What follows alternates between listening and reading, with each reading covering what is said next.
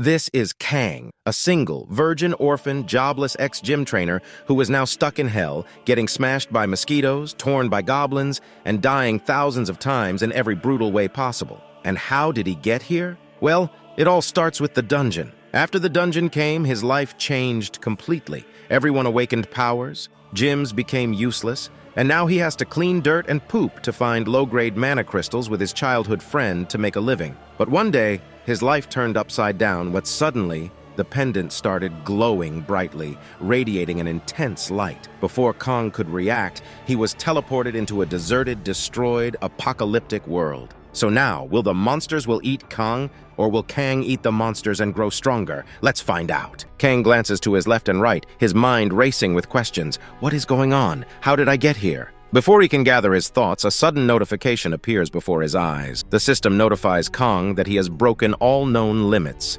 Kang's body has awakened to mana, and for the first time, mana begins to circulate through him. Kang, confused, stares at the glowing notification in front of him, wondering what it means. Just as he begins to question it, another notification appears. The system informs Kang that he has accomplished the impossible. He has entered Hell difficulty with the lowest level of all humanity. The notifications don't stop there. Kang earns the title SSS rank, Good God Luck, a title so rare that even the system seems impressed. Two more notifications follow, flashing brightly. One announces that Kang is the first person to unlock Hell difficulty, and the other declares him as Hell's strongest, the first and only holder of this title. Kang reads these words with his mouth agape. The system tells him that he is the final survivor. These notifications hit Kang like a ton of bricks. His mouth remains open as he tries to make sense of it. Final survivor? Does this mean he is the only human left in this entire world? A deep unease builds in Kang's chest.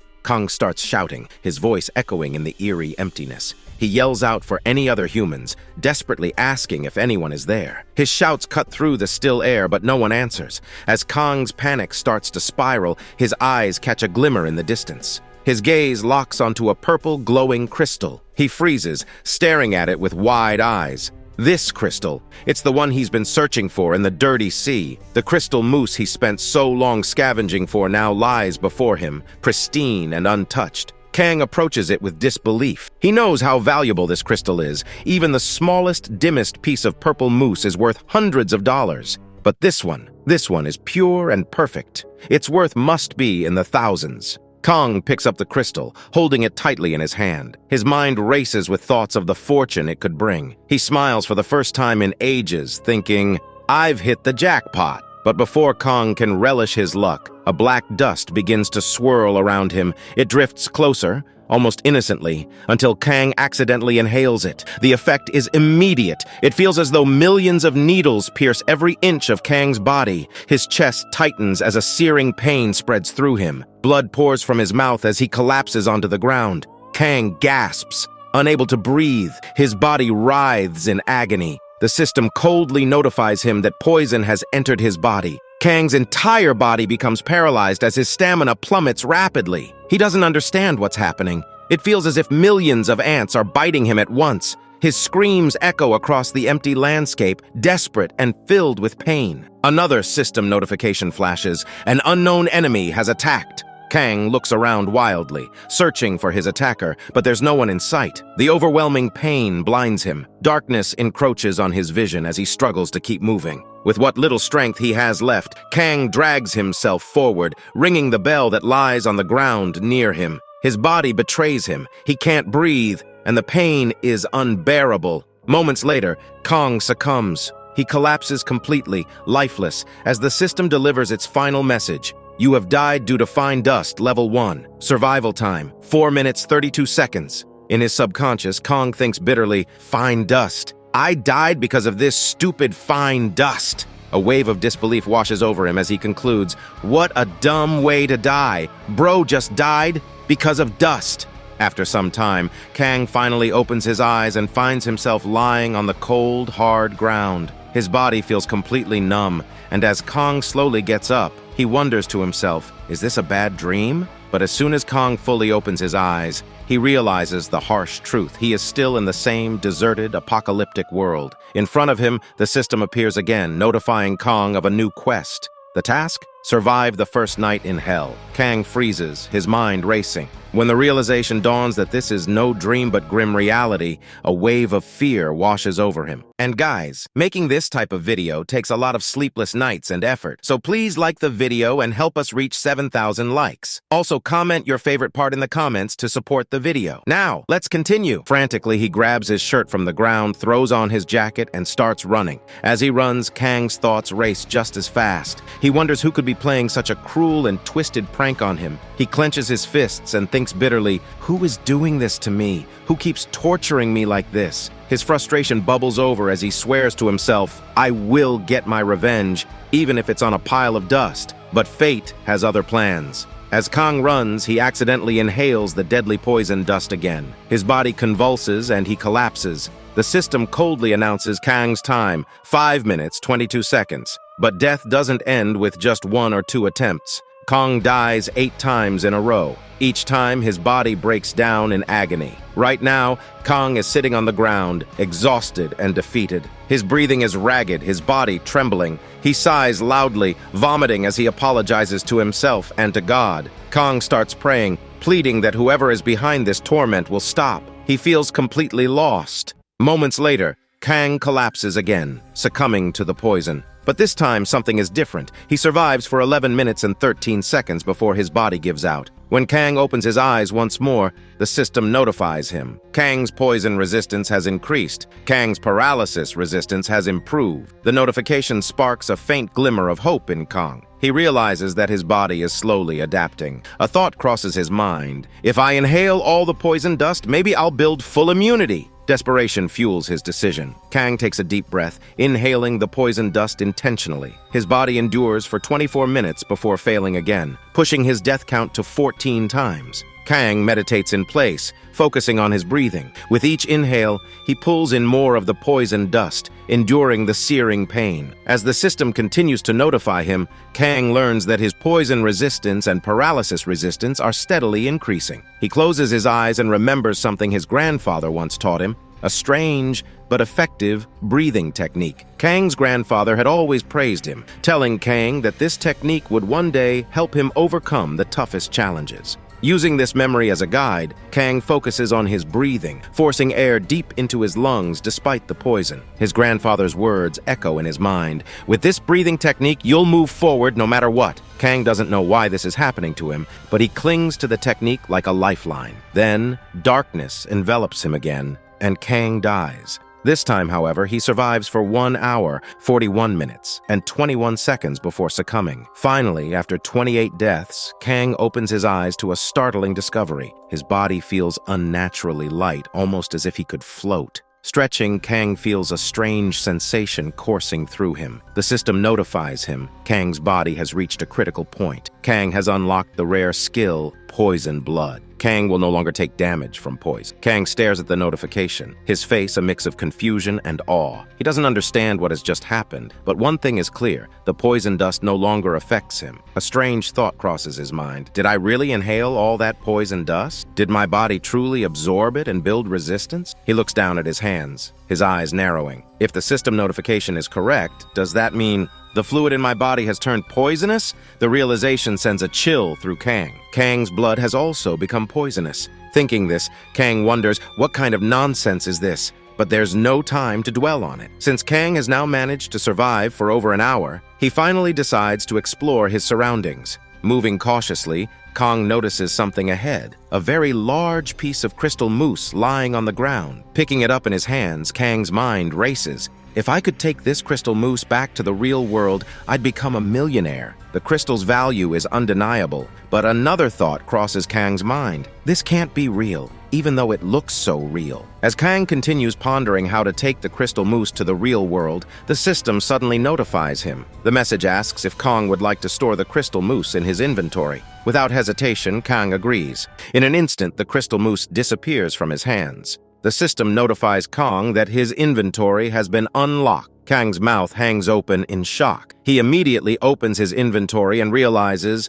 this isn't a dream. He genuinely has the ability to store items. Seeing this, Kang can't contain his excitement. He thinks to himself, I didn't even know I could do this. His mind begins to race again, imagining all the crystal mousse he could now store safely. But just as Kang starts celebrating, a strange sound interrupts him. The noise grows louder, and Kang turns around. His eyes widen in terror. Moving toward him at an alarming speed is what appears to be a thick black fog. Kang's breath catches as he realizes it's not fog. It's a swarm of massive mosquitoes, their sheer number making them look like a dark cloud. Without wasting a second, Kang starts running like a madman, screaming, "What the F *** K is that?" The system chimes in, notifying him, "Mosquito level 3 has appeared." Kang, panting and frustrated, snaps back mentally, "Yeah, no shit, I already know there are a lot of mosquitoes." Despite his efforts to outrun them, Kang isn't fast enough. The swarm surrounds him, engulfing his entire body. Kang thrashes wildly, trying to fight them off with punches,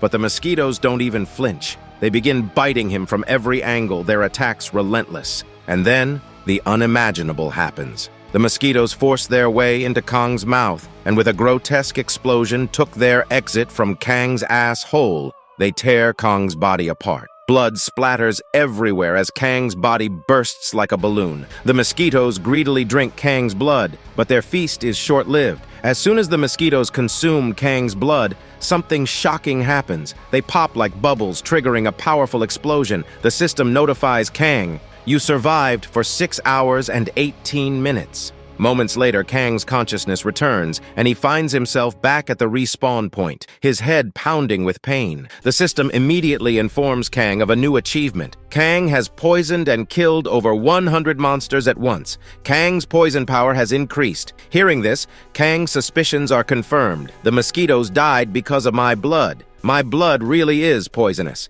But wait a sec, if the mosquitoes died from sucking his blood, does that mean that his future wife would die from sucking his dick? Kang begins celebrating his first monster kill, but his joy is short-lived. The system notifies him again. An unknown disease has infected Kang's body and his health will decrease rapidly. Frustration boils over and Kang shouts, "What kind of bullshit is this?" But before he can finish venting, he collapses to the ground. As Kang falls, he crashes into a very old, broken chair, shattering it into pieces. The system notifies Kang. Kang has learned a normal skill, dismantle. Lying on the ground, Kang doesn't know whether to laugh or cry. Should I be happy about getting a new skill, or sad that I now have some hell-level malaria disease? Moments later, the system notifies Kang that his health has dropped below 10%. However, because of Kang's title, Hell's Strongest Person, all diseases have been purged from his body. Kang, still utterly confused by everything, decides to test his new skill. Picking up the broken chair, Kang thinks to himself, "If I use the skill dismantle, maybe I can figure out how it works." Saying the word aloud, Kang activates the skill. To his surprise, the chair's parts are neatly dismantled and arranged in a disciplined manner. Kang stares at the pieces and mutters, "This skill is genuinely hell awesome." Holding a piece of the chair, Kang starts thinking deeply. I just collided with a chair and it broke. That's how I got the dismantle skill. If that's the case, does this mean I can unlock unlimited skills just by doing random tasks in this hell? Testing his theory, Kang reattaches the dismantled chair, thinking it might give him another skill. As soon as he finishes, the system notifies him. Kang has learned a new skill, creation. After that, the scene shifts, and we see Kang sitting in his place, meditating. Kang thinks to himself that he doesn't know how long he will have to stay in this unknown place. So he decides to collect everything he might need to survive. Kang gets up and begins gathering all the crystal mousse, storing them in his inventory. During his search, Kang finds a newspaper. However, the language written in it is completely unfamiliar to him.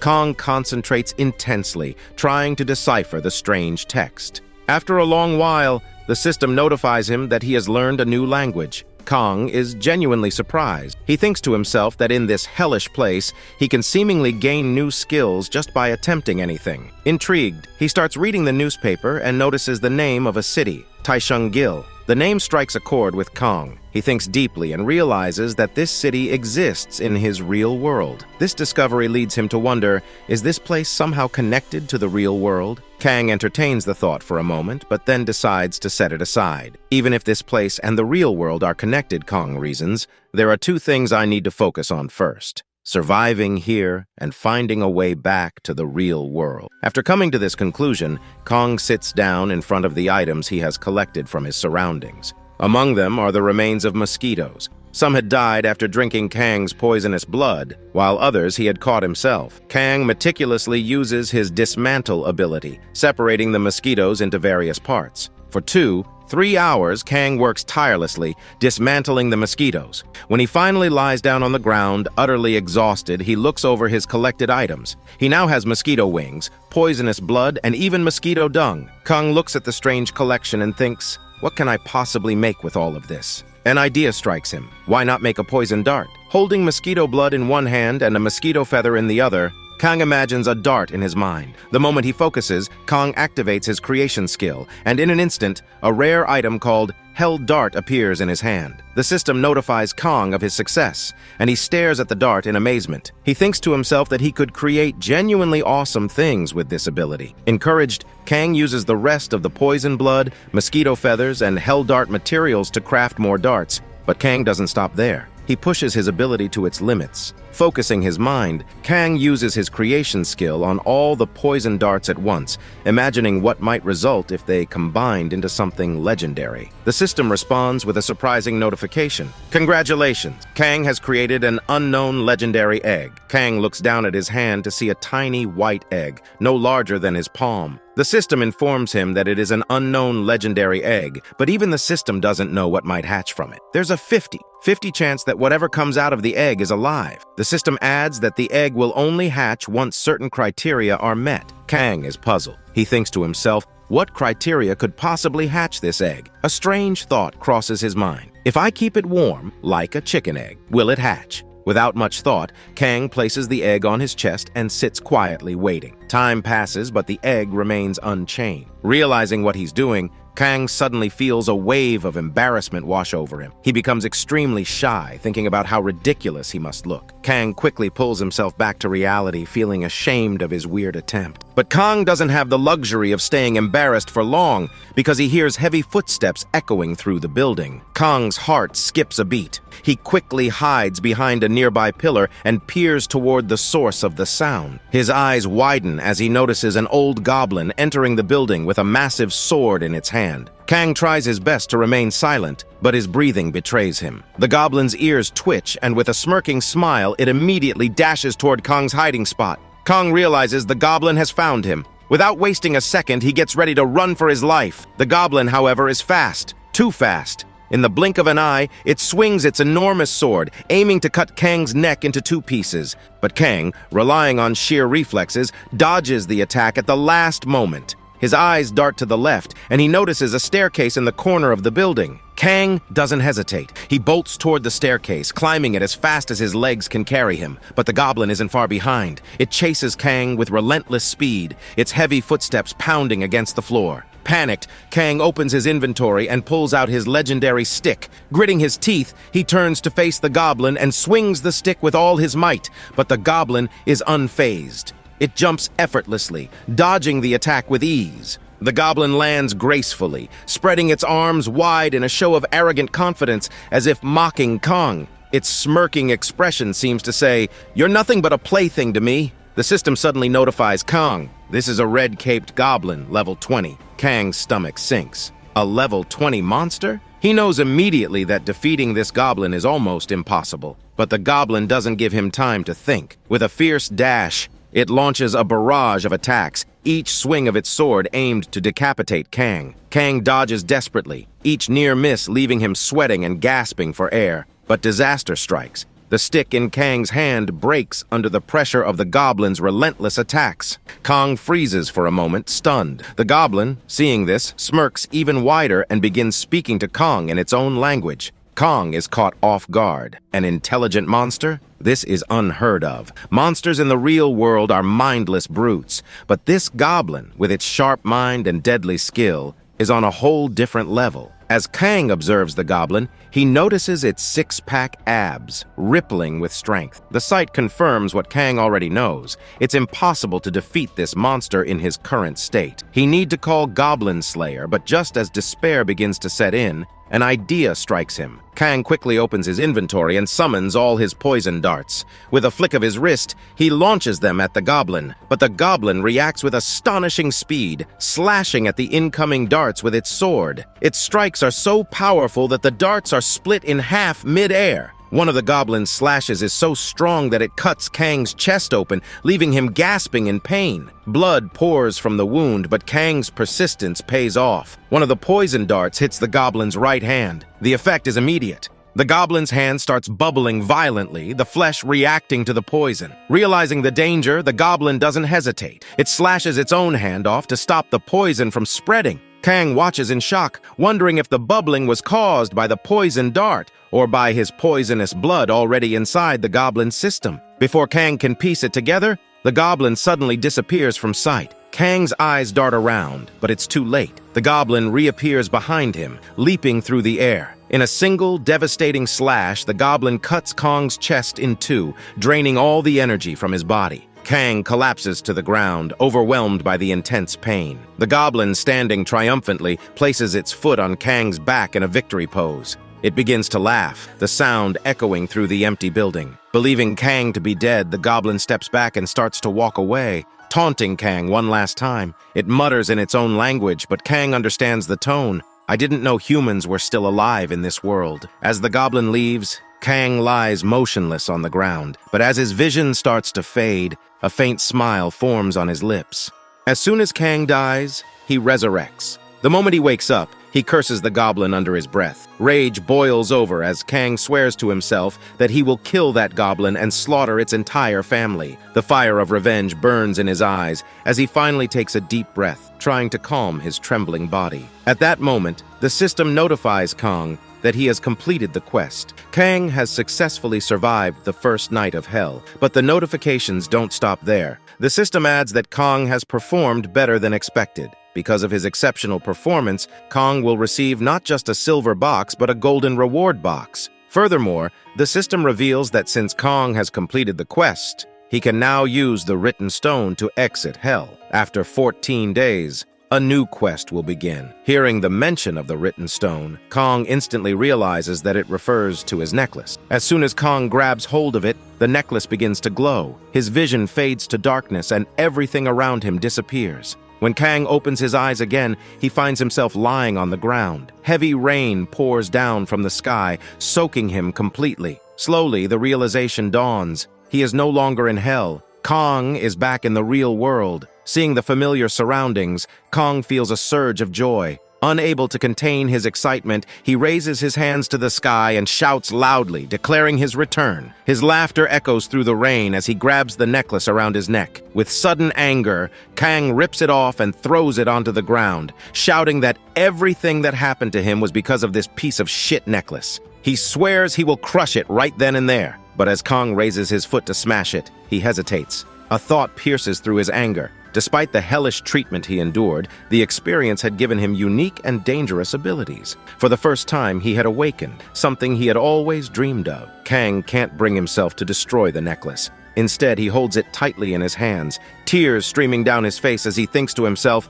"I did it! I survived!" Lost in his thoughts, Kang doesn't notice a voice calling out to him. A female voice shouts his name, snapping him back to reality. Turning, Kang sees a woman running toward him through the rain. She scolds him loudly, asking why he's lying there soaked in the rain. Doesn't he realize he could fall sick? The woman reaches Kang and without hesitation removes her jacket and wraps it around his shoulders. The warmth of the jacket is surprising, and Kang realizes that the woman is none other than Yu Min, his childhood friend. Yu Min's worried expression mirrors the concern in her voice as she scolds him for standing in front of contaminated sea waste. She warns him that if he stays there any longer, he might get poisoned. Yu Min, seeing Kang's drenched state, insists he come to her home. Kang remains seated, confused and overwhelmed. He wonders, why is such a beautiful woman, my childhood friend, suddenly inviting me to her home? His thoughts race as he tries to make sense of the situation. The next thing Kang knows, he is at Yu Min's house.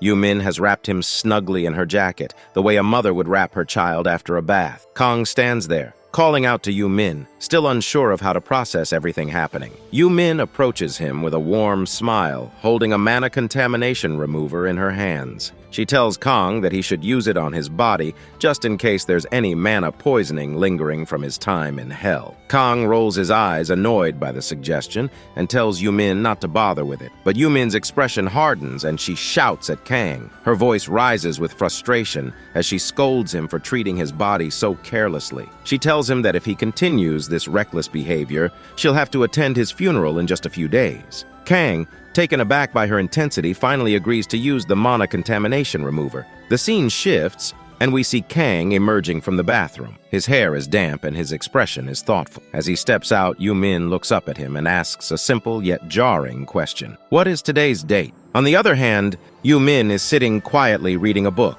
She casually mentions to Kang that today is the 11th of September. As Yu-min glances at Kang, something catches her eye. She notices that Kang's body has changed significantly. Kang, who once appeared weak and frail, now has six-pack abs and a physique that could only be described as handsome and gorgeous. Yu-min finds herself unable to look away, her gaze fixed on Kang. Finally, she asks Kang if he has done something to his body in the past 2 days, noting that he looks noticeably different. She recalls trying to contact Kang multiple times during the past 2 days, but being unable to reach him. Yu-min's stare intensifies, her eyes scanning Kang's transformed figure. She keeps looking at Kang with a mix of curiosity and disbelief. On the other hand, Kang's thoughts are elsewhere. He reflects on the fact that he has spent over 2 years in hell, a detail he has yet to share. Meanwhile, Yu-min struggles to control her naughty thoughts. She whispers to herself that she needs to regain her composure. Kang, noticing Yu-min's intense gaze, feels the growing awkwardness.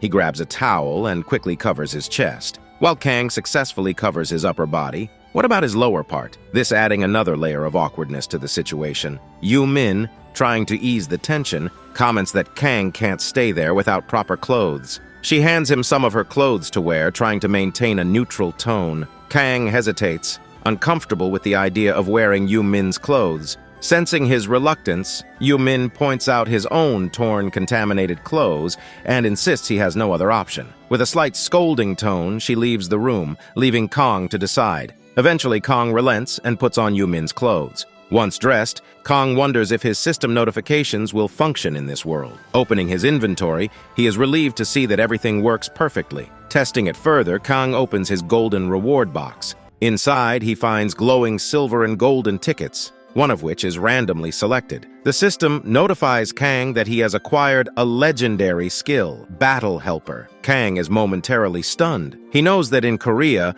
only 7 people possess a legendary skill. Even a rare skill guarantees special treatment, but a legendary skill exists on an entirely different level. Kang begins to wonder, could I become the 8th legendary hunter? Could I achieve an SSS rank like the others? As his mind races, he clenches his fists, thinking, if I punch hard enough, will this skill activate automatically? Lost in thought, Kang starts punching the air furiously, testing the limits of his new ability. Yu-min notices Kang's odd behavior and freezes, unsure of what to say. The two share an awkward moment as Kang realizes how strange he looked. He opens his mouth, struggling to find an explanation, but words fail him. Yu-min, feeling equally uncomfortable, finally breaks the silence and says she'll pretend she didn't see anything. Kang nods in agreement, relieved the moment has passed. After regaining his composure, Kang asks Yu-min about her mana crystal research. She confirms that she is indeed studying mana crystals. Kang grins and tells her he has something interesting to show. Opening his inventory,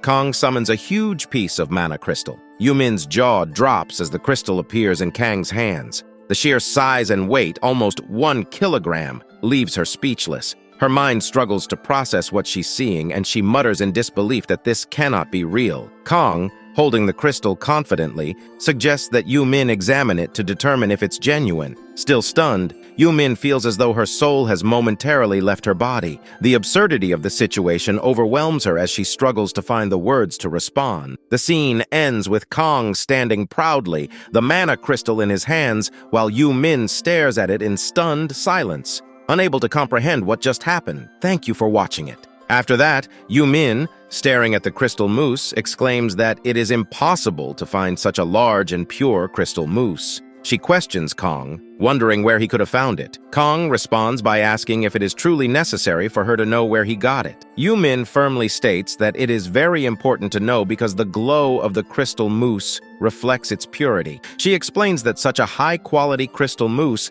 can only be found in S-rank dungeons, which are incredibly rare and difficult to clear. Only 5 or 6 such dungeons exist worldwide, making it nearly impossible to obtain outside of those locations. Kang, hearing her explanation, smirks and asks if Yumin chose the dangerous work of a collector in this seaway just to obtain low-level crystal mousse for research purposes. Yumin confirms, explaining that was her exact intention. Kang begins laughing loudly and tells her that first of all, Kang has no intention of giving this pure crystal mousse to her for free. But if she does something for Kang, then maybe Kang will give it to her for research without charge. Hearing this, Yumin becomes visibly angry, clenching her teeth in frustration. She asks Kang what exactly he wants. Kang calmly tells her that she must find a buyer willing to purchase all the crystal mousse he has collected. Yumin, still irritated, explains that selling such a large and pure crystal mousse will require multiple documents and legal proceedings.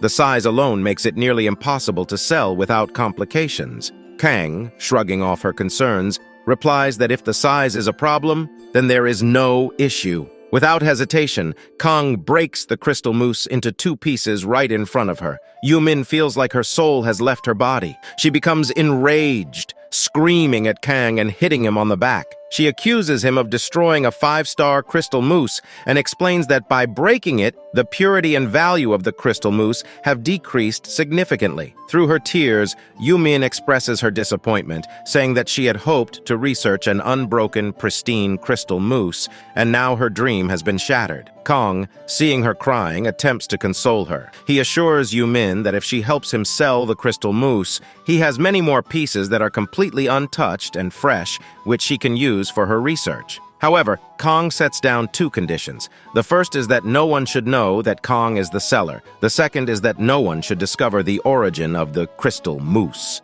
Yumin, still emotional, agrees to these terms, wiping away her tears. After everything is settled, Kang tells Yumin that he should leave now that they've reached an agreement. Picking up his wet clothes, he casually mentions that he'll buy dry ones from the market before heading out. But Yumin interrupts with a dominating tone, telling Kang that he cannot leave and must stay at her house. Kang, surprised by her insistence, tries to protest, but Yumin forcefully makes him stay. She ensures that Kang sleeps at her house for the night. The night passes uneventfully, and morning arrives. The scene shifts to Kang sitting on Yumin's bed, his body naked. His chest glistens as though every ounce of strength has been drained from him, leaving him utterly exhausted. Sitting in silence, Kang thinks to himself, what a scary woman. Man, did he got laid. Wahahaha! Meanwhile, Yumin's face glows with happiness. She cheerfully waves Kang goodbye as he leaves her house. Before parting,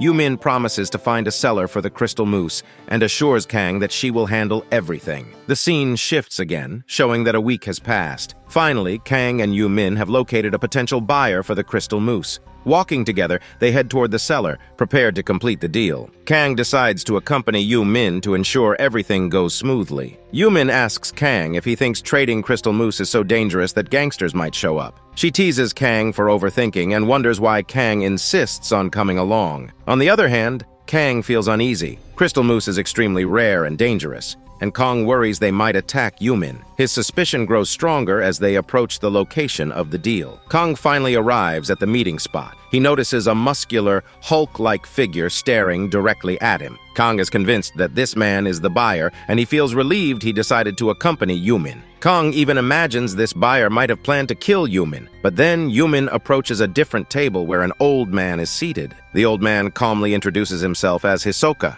Meanwhile, the muscular man Kang initially suspected rushes over to feed a cat. This unexpected act softens Kang's suspicion, but he remains cautious. Hisoka shakes hands with Kang, and immediately Kang notices Hisoka's iron grip. Kang realizes that if they were to fight, he wouldn't stand a chance against this old man. Despite Kang's continued doubts, the trade proceeds. Hisoka inspects a small piece of the crystal, confirming its purity. He assures Yumin that the transaction is complete and that the money will soon be transferred to her account. Hisoka then bows politely, greeting everyone as he takes his leave. However, the moment Hisoka bows, a chill runs through Kang's body. Kang senses an undeniable danger from the man. Yumin, on the other hand, is puzzled. She notes that Hisoka has never been this polite before. Kang grows even more suspicious, convinced that Hisoka might have figured out Kang was the one who found the crystal. Kang silently resolves to stay cautious. After the trade, Yumin can't resist teasing Kang. She jokes that Kang had expected gangsters to show up armed with guns or swords for the crystal.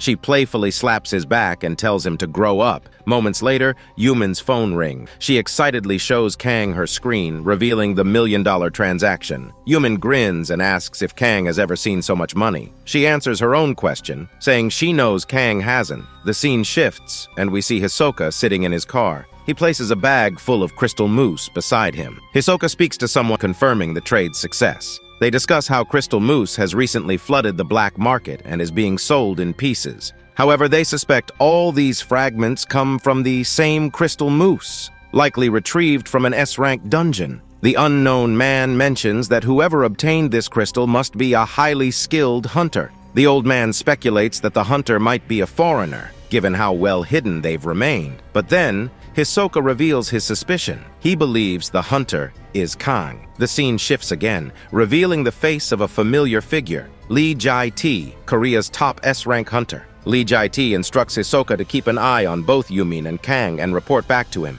After that, the scene shifts, showing that another week has passed. Finally, 14 days have gone by, and the time has come for Kang to return to Hell. Kang, now back in Hell, is exercising relentlessly on a benching rod, pushing his limits. He repeatedly performs pull-ups, his body moving with precision and power. Kang completes 150 pull-ups, and damn, it's clear that his physique has become insanely dangerous. After finishing the set, Kang drops to the ground, his breathing heavy. The intense atmosphere of Hell weighs on him. The gravity here is 10 times stronger than on Earth, making every movement a challenge. Lying flat on the ground, Kang mutters that if he were on Earth, he could easily do 1,000 more pull-ups, but in Hell, it's simply not possible. Exhausted, he sprawls out, staring up at the sky, and decides to check the system. The notification shows there are still 18 hours left before the next quest begins. Holding his ancestor's pendant tightly, Kang closes his eyes and reflects. He explains that after going back and forth between Earth and Hell many times,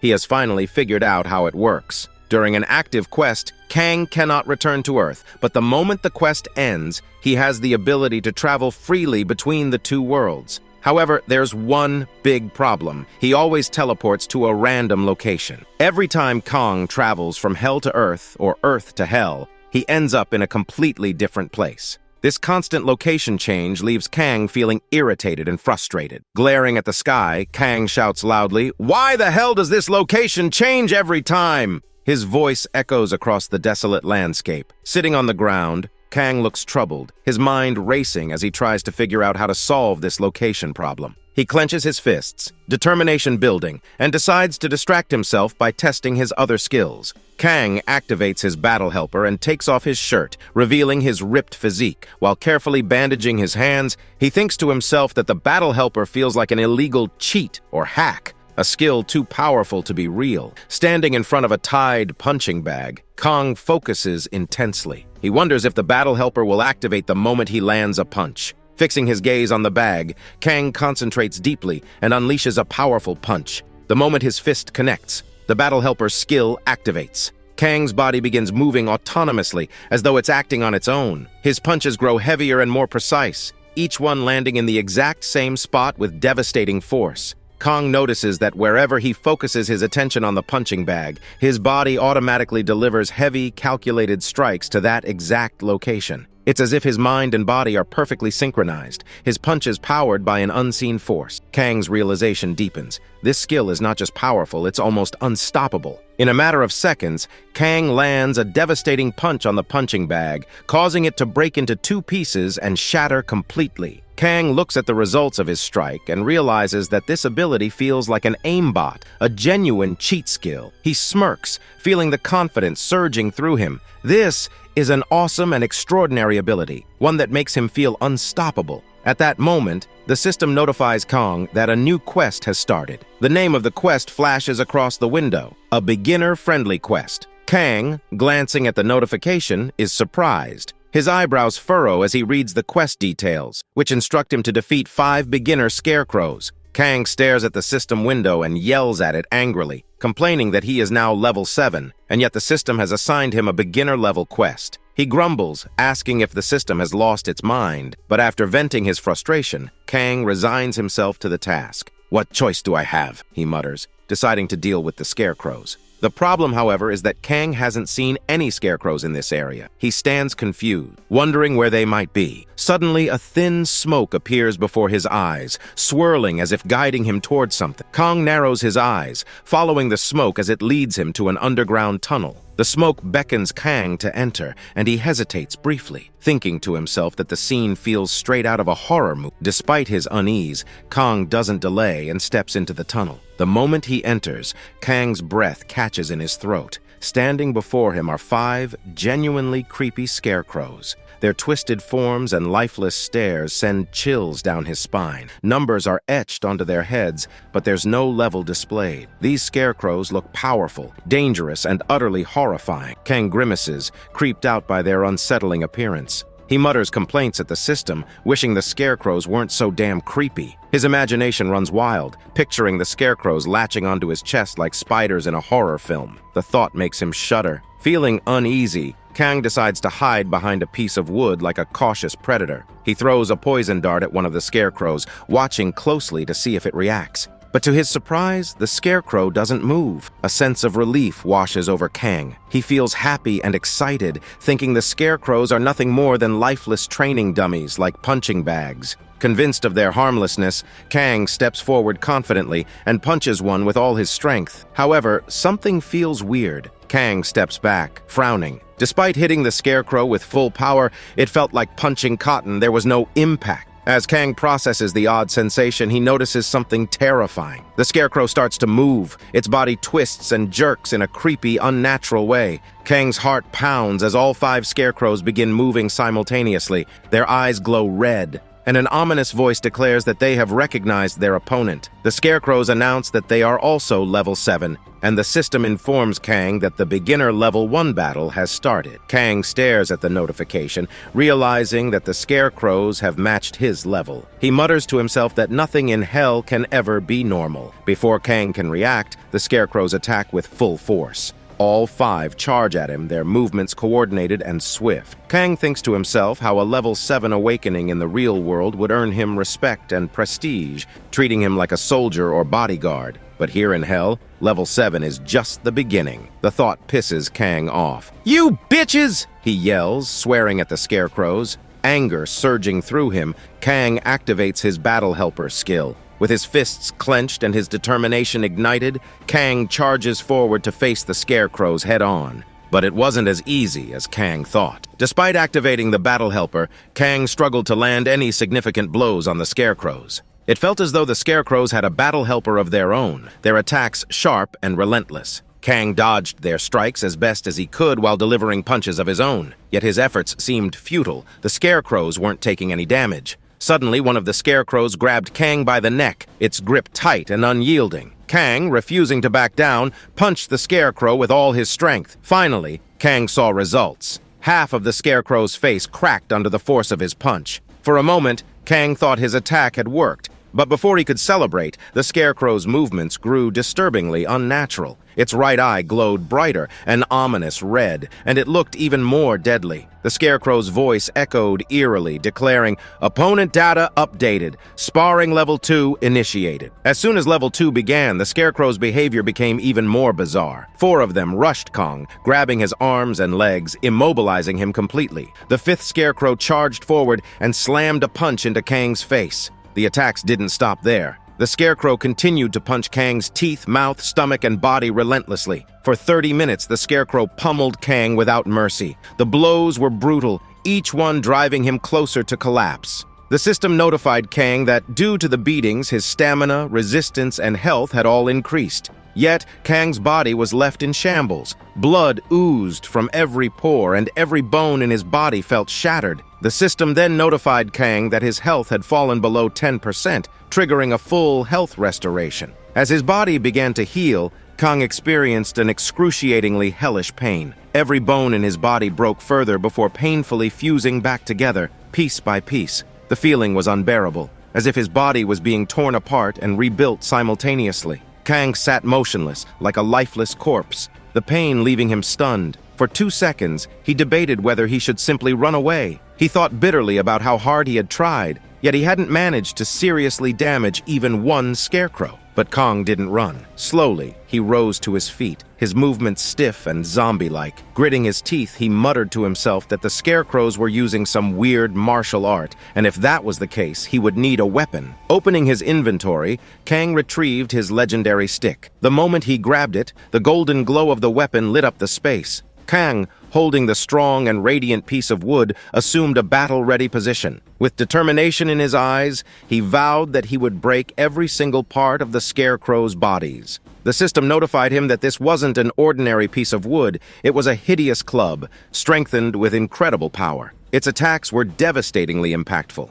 Kang charged forward, his legendary weapon gleaming, and swung it hard at Scarecrow #1. The force of the strike shattered the Scarecrow's arm, breaking it clean off. For the first time, Kang felt a glimmer of victory. He was happy, convinced he could finally defeat the Scarecrows. But his relief was short-lived. The Scarecrow with the broken arm looked at its injury and began moving in that same creepy way. Its battle tactics updated, and to Kang's shock, the Scarecrow's hand regrew almost instantly. The surprises didn't end there. The remaining Scarecrows all began to move simultaneously. Each one reached into its frame and pulled out deadly weapons, their appearances becoming even more terrifying. Kang, clutching his weapon tightly, realized that this battle was far from over. This was only the beginning. One Scarecrow draws a sword, another hefts a hammer, the third brandishes an axe, and the fourth wields a massive hammer. Armed with these devastating weapons, they shatter Kang's body piece by piece. The system coldly notifies Kang that he survived for 5 days, 8 hours, and 4 minutes.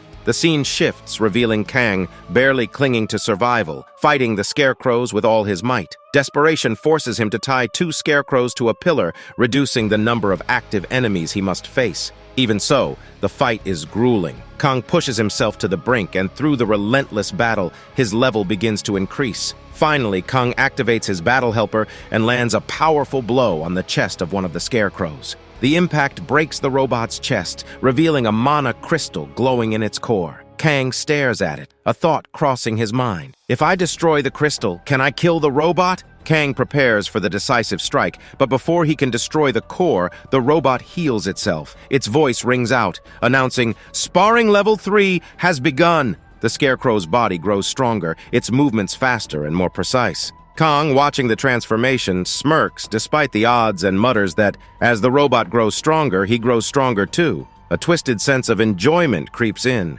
He's having fun in the middle of this chaos. But the moment of thrill is short-lived. The robot suddenly climbs onto Kang's body, and with a swift and brutal strike, shatters Kang's head. Kang dies instantly, but his suffering is far from over. Time and time again, the robots kill him in different horrifying ways. Once, a robot breaks his back. Another time, his entire body is crushed beyond recognition. Again, his head is shattered. The cycle of death repeats until Kang dies so many times that the pain begins to fade, leaving him numb. After more than 50 deaths, Kang's frustration boils over. Glaring at the Scarecrows, he shouts in exasperation, "How much martial arts do you know?" The repeated beatings have left a strange imprint on Kang. He begins to feel as though he can use their martial arts himself. The Scarecrows move into their battle stances, preparing to attack, but Kang instinctively mirrors their movements. It's as if their techniques have etched themselves onto his body. Drawing on this newfound ability, Kang uses their martial arts against them. The fight escalates once again as the Scarecrows upgrade their battle tactics and restart the sparring. Kang feels a spark of excitement, a chance to test his skills, but his excitement is short-lived. One robot lunges forward and gouges Kang's eyes, its hands crushing his sockets with precision. Kang screams in agony, clutching his face as blood pours down. Before he can recover, the robot opens its jagged mouth and bites down on Kang's feet like a rabid dog. The pain is unbearable. Kang's screams echo across the battlefield as he yells in disbelief, "What are you? A fucking dog!" But the robot doesn't stop. It gnaws at Kang's feet, its sharp teeth tearing through flesh and bone. Slowly, methodically, the robot begins devouring Kang's entire body, piece by piece. Kang's voice grows hoarse from screaming as the horror unfolds, and eventually, the robot finishes its gruesome feast. Kang dies once again. As soon as Kang wakes up, he realizes that this is the 90th time he has died. So far, Kang has mastered almost all the martial arts of the Scarecrows. Using those techniques, Kang is now able to fight the Scarecrows on equal footing and even defeat them. Kang understands one thing clearly: if he doesn't beat the Scarecrows, he won't survive. As he prepares for the next attack, Kang suddenly feels a strange sensation coursing through his body. He winds up his fist, pulling it behind his back, and punches forward with all his strength. To Kang's shock, an energy blast erupts from his punch, surging forward and destroying all the Scarecrows at once. Kang stands frozen, staring at the aftermath, his eyes wide with disbelief. He can't understand how he managed to pull off such an amazing and strange feat. The system promptly notifies Kang that he has completed the beginner-level quest. Overwhelmed with relief, Kang screams loudly, his voice echoing through the empty battlefield. The exhaustion from dying 90 times finally catches up to him, and he collapses to the ground, breathing heavily. Looking at his trembling hands, Kang mutters, "How could this Scarecrow quest be a beginner-level challenge? If this was beginner-level, what kinds of quests will I have to face in the future?" Still, Kang reasons that maybe the quest's goal was to teach him martial arts. But deep down, Kang knows it felt more like the Scarecrows beat the shit out of him and forcefully embedded their martial arts into his body. Despite the pain, Kang smiles. He's happy, knowing he has learned their techniques. Deciding to check his rewards, Kang opens the system window. The system notifies him that, because of his SSS rank good luck, his reward has been enhanced. Kang receives the Chandelier of Heaven's cloak, a legendary yellow wrapping cloth. Kang stares at the cloth, confused. He asks himself, what is a wrapping cloth? The system explains that this is a legendary grade equipment. It can accelerate Kang's growth and fully restore any damaged body part. Kang carefully places the cloth on his hand, studying it. He wonders if the damage reduction ability will even work since his health is nearly fully restored every time he dies. Thinking further, Kang ponders how to use the growth ability of the cloth. An idea strikes him. What if I tie it to my head? Will it increase my IQ? Amused by the thought, Kang ties the cloth around his head and sits there, waiting. After a few awkward moments of absolutely nothing happening, Kang feels a wave of intense shyness wash over him. Kang sighs and pulls the cloth off his head, mumbling that after coming to hell, he's been doing some really dumb and strange things. Embarrassed, he reassures himself that at least no one was around to see him like this. Convinced the cloth might be useless, Kang decides he'll sell it when he returns to the real world. Being a legendary item, it should fetch a good price. But as Kang opens his inventory to store the cloth, his eyes land on the legendary mosquito egg. A new idea forms in Kang's mind. He wraps the legendary growth cloth around the egg, thinking, if this cloth enhances growth, maybe it'll hatch the egg. After waiting a while with no visible changes, Kang starts to think the plan isn't working. He moves to remove the cloth, but suddenly it begins to glow intensely. The light grows brighter and the cloth starts to disappear, sparkling as it vanishes. Kang stares, shocked, as the egg beneath the cloth begins to turn golden. Cracks start forming along the egg's surface, and Kang feels a chill run down his spine. As the egg starts to hatch slowly, Kang's fear rises. He thinks to himself, this is hell. What the hell could be inside? As Kang stares at the glowing egg, a troubling thought crosses his mind. What if a dangerous monster emerges? This is hell, after all, and whatever comes out could be so powerful that Kang wouldn't stand a chance. As Kang grapples with this possibility, the egg cracks open, emitting an intense light. The glow is so bright that Kang instinctively shields his eyes. When the light finally subsides, Kang looks up and sees something entirely unexpected. Inside the egg lies a scene straight out of a Barbie doll's house. A soft, cozy setup. Resting in the middle of it all is a cute little girl sleeping peacefully. Kang freezes in shock, his expectations of a terrifying demonic monster shattered. The girl stirs, her dark black eyes with red pupils opening slowly. Her gaze is both innocent and ominous, as if she is a demon in disguise. She blinks a few times, her movements slow and adorable. Finally, she rises gently, stepping out of the egg and standing on the ground. Kang's eyes widen as he takes in her tiny stature. Is this a fairy? He wonders. He had been bracing himself for a monstrous demon, but this cute little creature leaves him momentarily dumbfounded. A smile creeps across Kang's face as he steps closer. Kang reaches out a finger to gently touch her cheek, intending to tickle her affectionately, but the fairy surprises him. She stretches her hands toward Kang, then bites his finger with sharp teeth and begins sucking his blood. Pain shoots through Kang's hand, and he screams, frantically shaking his arm to dislodge the fairy. His wild flailing causes her to slam into the roof before falling to the ground with a thud. Kang clutches his hand, shouting in frustration, "What kind of shitty reward is this? This is a crazy cannibal monster. Is the system playing pranks on me?"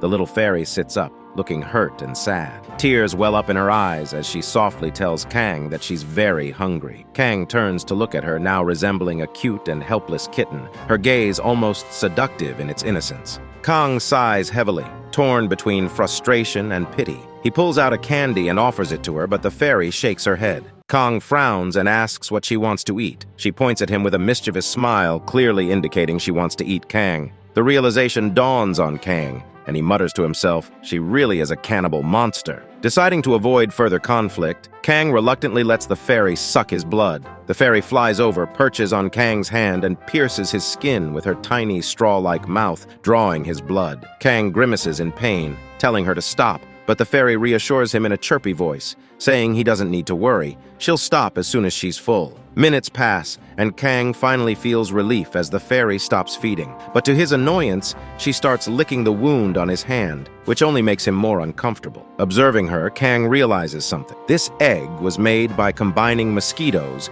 which means this creature is a mosquito fairy. The fairy hovers in front of Kang, looking satisfied and even arrogant. She declares she's full and calls Kang her slave. Anger boils over, and Kang grabs the fairy, squeezing her tightly. Through gritted teeth, he demands, "Tell me again, who's the slave?" The fairy, unfazed, thanks Kang sweetly while still calling him a servant. Kang squeezes harder, prompting her to upgrade his title to butler, which only fuels his irritation. Finally, under his unrelenting grip, she reluctantly calls him Kang by name. Kang introduces himself properly, saying his name is Kang, and asks what her name is. The fairy starts to answer, but suddenly stops. A confused look crosses her face. She can't remember her name or her past life. The fairy struggles to recall her identity but comes up blank. Kang, feeling exasperated yet relieved, says he'll simply call her Mosquito Fairy since she came from a mosquito. Hearing this, the fairy's face twists in anger. Suddenly, a memory surfaces. The fairy declares that she doesn't know her name, but she remembers her purpose. She reveals that she once promised that when the world ends, she will eat all living beings on Earth. As she says this, the fairy gives a cute but chilling smile. Kang, on the other hand, feels his blood run cold. His mouth hangs open in shock, and he whispers to himself, "Is she really a dangerous monster? Should I kill her now?" After that, Kang asks the Mosquito Fairy if what she just said is true. The Mosquito Fairy, blushing slightly, looks proud, as though she's just achieved something incredible. She confidently tells Kang that she did indeed promise to come and eat all the living beings as soon as the world ends. Kang's fear intensifies. He realizes just how dangerous this situation is. Kang recalls how, moments earlier, a single drop of his blood could have caused chaos when it fell on the Goblin. Yet, the Mosquito Fairy drank all of his blood and was completely unaffected. This could only mean one thing. She's telling the truth, and she's genuinely as dangerous as she claims. But as Kang looks at her closely, he notices her cute and innocent demeanor, which gives him a glimmer of hope. If she's this cute, maybe I can tame her, he thinks. Kang reaches out to tickle the Mosquito Fairy, and she bursts into laughter, her demeanor instantly softening. Kang smiles and decides he'll try to tame her and keep her as a pet. Sitting on the floor, Kang addresses the Mosquito Fairy, reminding her of her ominous promise to eat all living beings. But before anything else, Kang suggests giving her a name since she doesn't have one. Kang declares that from today, her name will be Rainer. The Mosquito Fairy, now Rainer, looks delighted. She repeats the name softly and says it's a very good name. Kang feels a connection forming between them, something genuine and unexpected. At that moment, Kang tells Rainer that she has to promise him two things. First, she must not eat or drink the blood of any living human from this day forward. Hearing this, Rainer responds with a sly smile, saying that she'll eat everything in the world, but she won't eat Kang because his blood is too delicious. Kang frowns but clarifies his conditions. If Rainer wants to drink Kang's blood, she must follow two strict rules. She must never eat or drink the blood of any living human again. She must ask Kang's permission before eating any living being. If Rainer agrees, Kang promises to give her his blood every day. The mere thought of Kang's blood makes Rainer start drooling. Without hesitation, she agrees to Kang's conditions. Seeing her eagerness, Kang is happy but also a little surprised. Internally, Kang wonders, was it really this easy to tame such a dangerous demon? All I had to do was offer her my blood? The scene shifts as Rainer looks at the broken robots scattered around. She curiously asks Kang what they are. Kang, puffing up with pride, starts praising himself, recounting the hard work it took to defeat them. Suddenly, Kang gets an idea. He notices one of the robots with its upper part completely broken, as if it had been sliced clean in two. Kang stares at it, realizing this must have been the result of the mystic energy blast he had accidentally unleashed.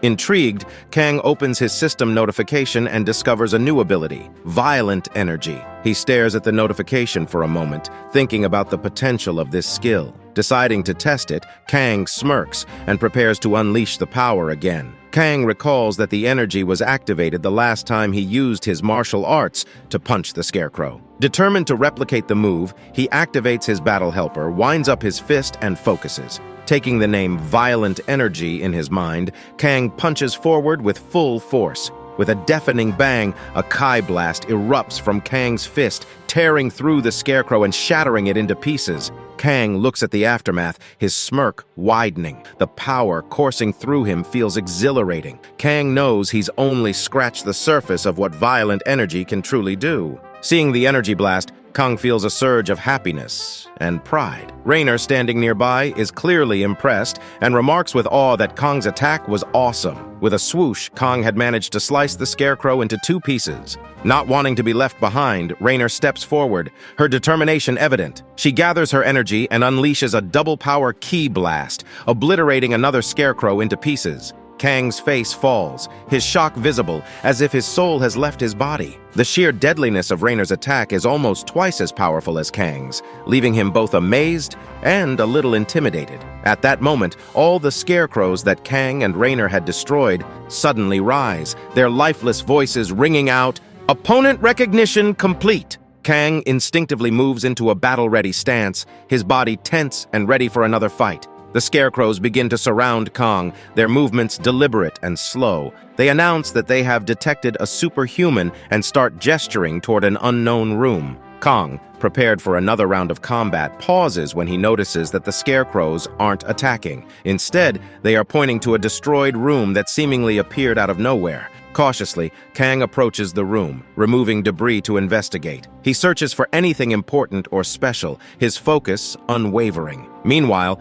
Rainer, standing nearby, wrinkles her nose and remarks that she smells something strange, yet oddly pleasant. Kang follows her gaze and discovers human remains, a skeletal body so dry that only the skull remains intact. Rainer steps closer, intrigued, and comments that the pleasant smell seems to be coming from the bones. To Kang's horror, Rainer picks up a bone and starts eating it as if it were a snack. Kang's shock quickly turns to anger. He immediately grabs Rainer, squeezing her tightly, and demands to know why she's eating someone's remains. Rainer, unbothered by his reaction, calmly replies that the person was already dead, so it shouldn't matter. Kang, still furious, shoves her away and shifts his attention to the letter clutched in the skeleton's hand. Kang carefully unfolds the letter and begins reading. The writer confesses to having made grave mistakes in their life, explaining how the dungeon's level had increased to nightmare level, resulting in catastrophic consequences. Children born in the toxic environment succumbed to death, and all ability users either committed suicide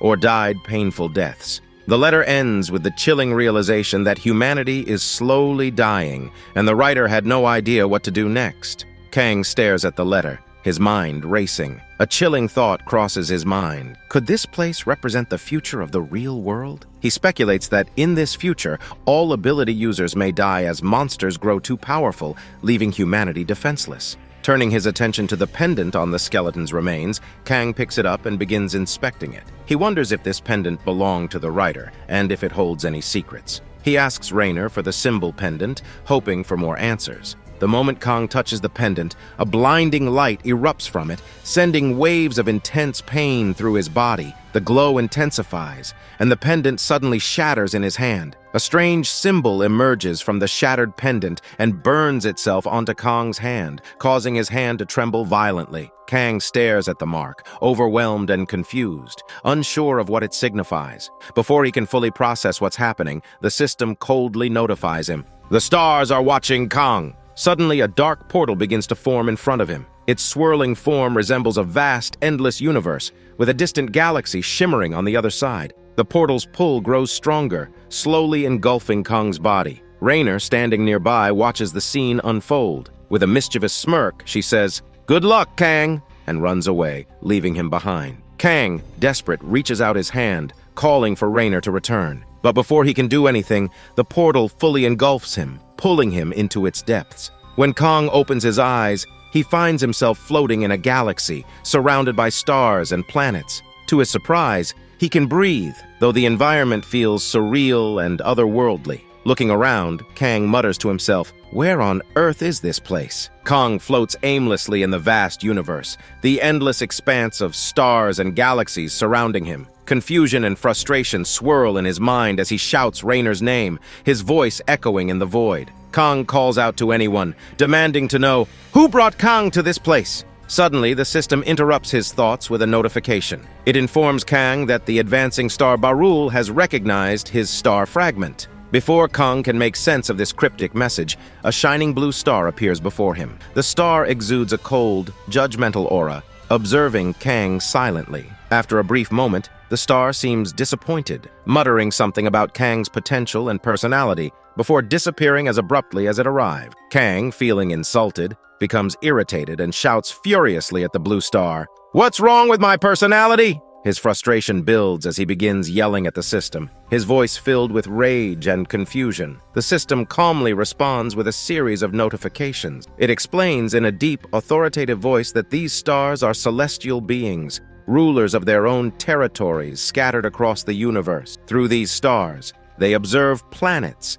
seeking out potential disciples to grant their power. Once a disciple accepts, they conquer the disciple's planet, thereby increasing their influence and strength. Hearing this, Kang grows even more confused. "Why are these stars troubling Kang?" he mutters under his breath. As he clenches his fists, he glances at the symbol burned into his hand and realizes that it must be the reason behind all of this chaos. Before Kang can process further, 5 different colored stars descend from the sky and begin revolving around him. Their radiant forms cast an almost hypnotic glow as they observe Kang intently. The stars seem captivated by Kang's charm, determination, and iron-like body, each eager to make him their disciple. The system chimes in, notifying Kang that all the celestial beings want to invest in him. Kang feels his irritation rising again. "What is happening?" he growls, pointing his finger at the stars. The celestial beings suddenly move closer, overwhelming him with their presence. They begin introducing themselves one by one, their voices echoing in Kang's mind.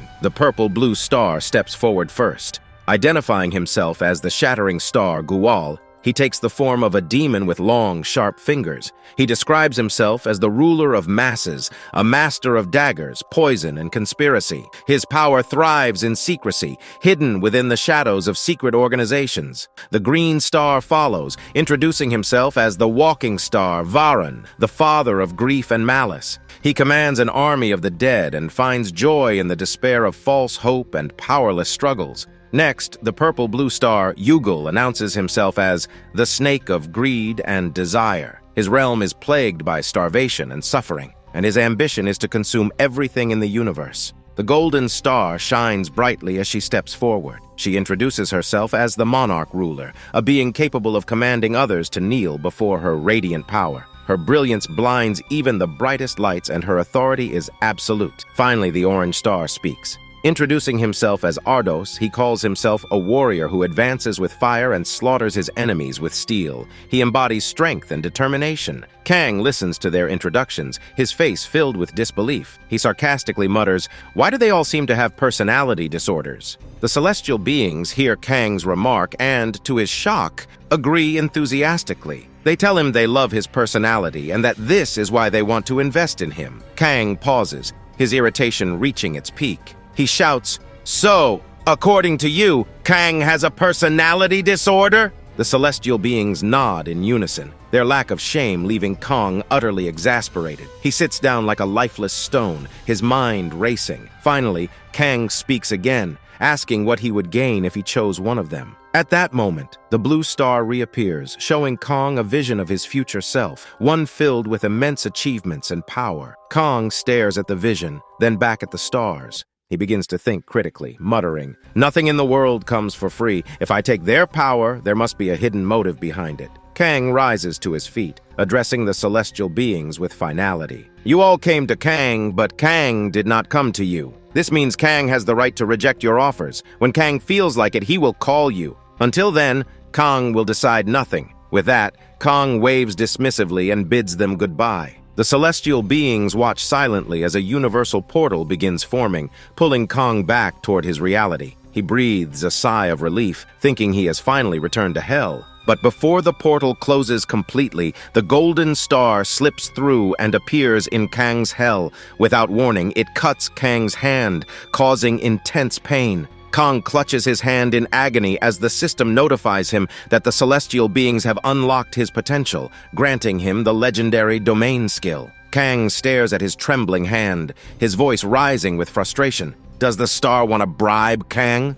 What is this domain skill? How do I even use it? Looking at the star's symbol burned into his hand, Kang begins to question everything. Is this celestial being the one who created hell? Did they bring Kang here? His mind overflows with questions, but one thing remains clear: Kang's determination to grow stronger. After that, the scene shifts, showing Kang has finally returned to Earth. However, it has been 3 days since Kang made it back to the real world. Kang thought he could focus on getting stronger in hell, but upon his return, he realizes there are still many issues he must address in the real world. For instance, Kang never knew where he would end up when coming back, and when he finally did, he looked like a total beggar. People became scared just seeing him. We then see Kang arrive at Yumin's house, still looking like a beggar. Kang casually announces to Yumin that he wants to buy a house. Hearing this, Yumin becomes worried and tells Kang the question came out of nowhere. But Kang reassures her that he has money and everything necessary, so he needs a proper house.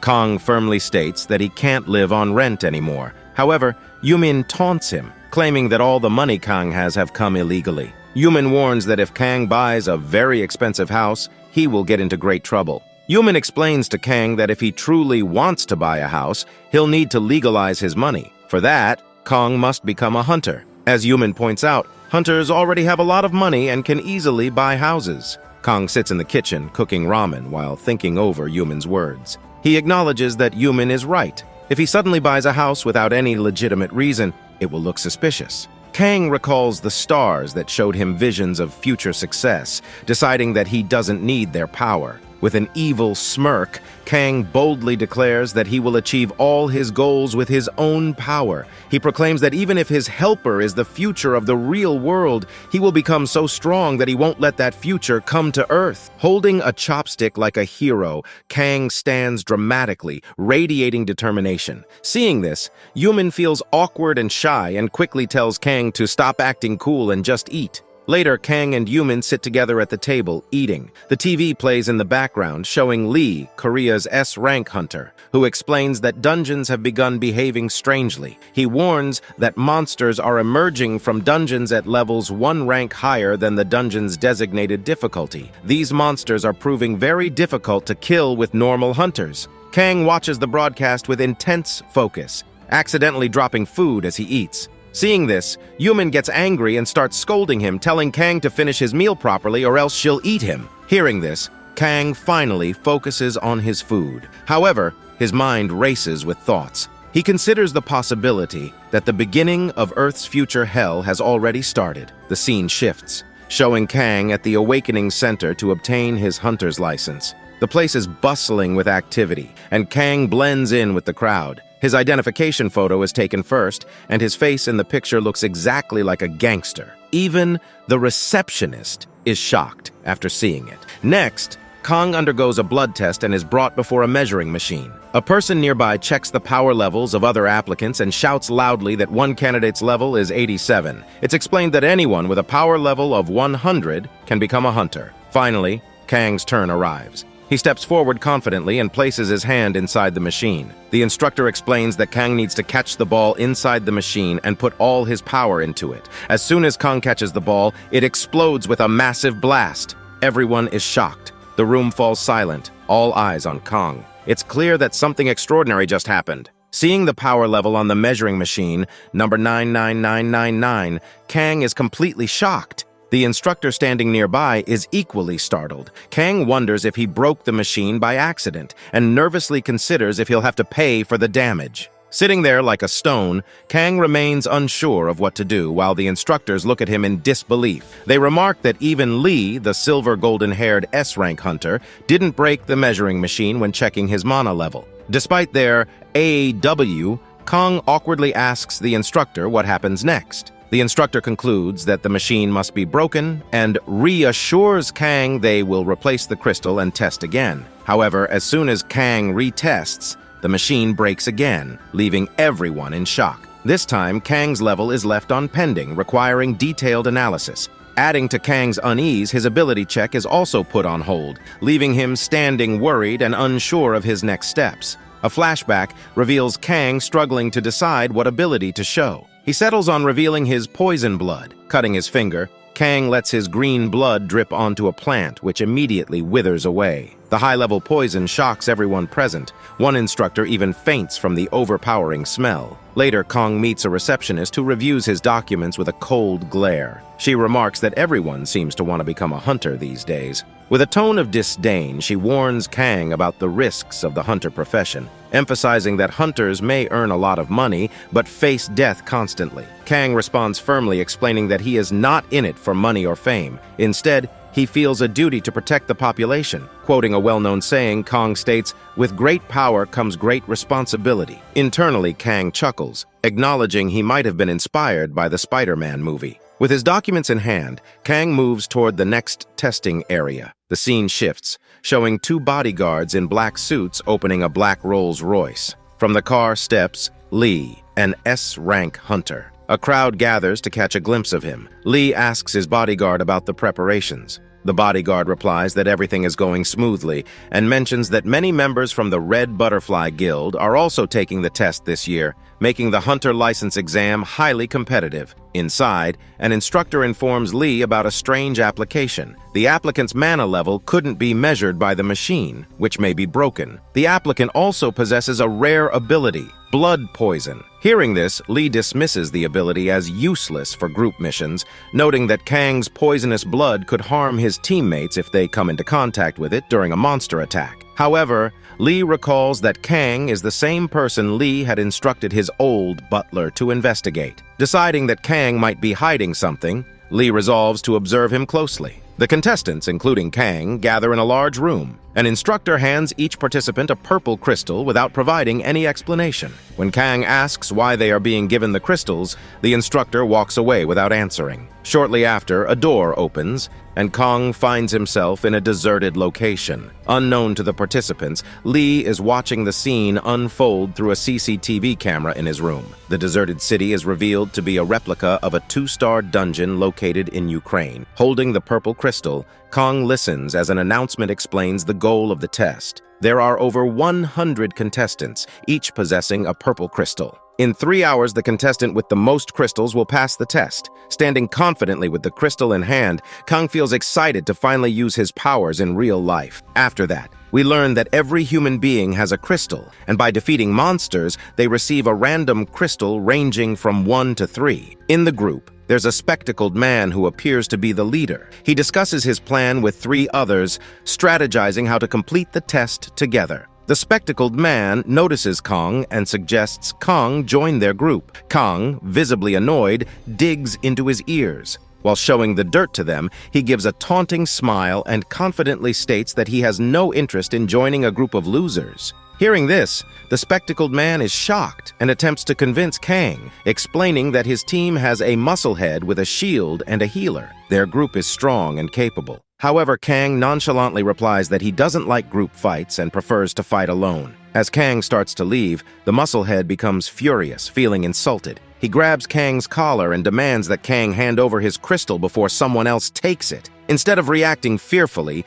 Kang slaps the musclehead to the ground with ease. Kang then smirks and, in an evil tone, tells everyone that if they don't want to end up like the musclehead, they should hand over their crystals. The spectacled man immediately gives his crystal to Kang, surprising him. Kang asks why he handed it over so easily. The spectacled man explains that the musclehead was their strongest member, and now that Kang defeated him so effortlessly, they stand no chance.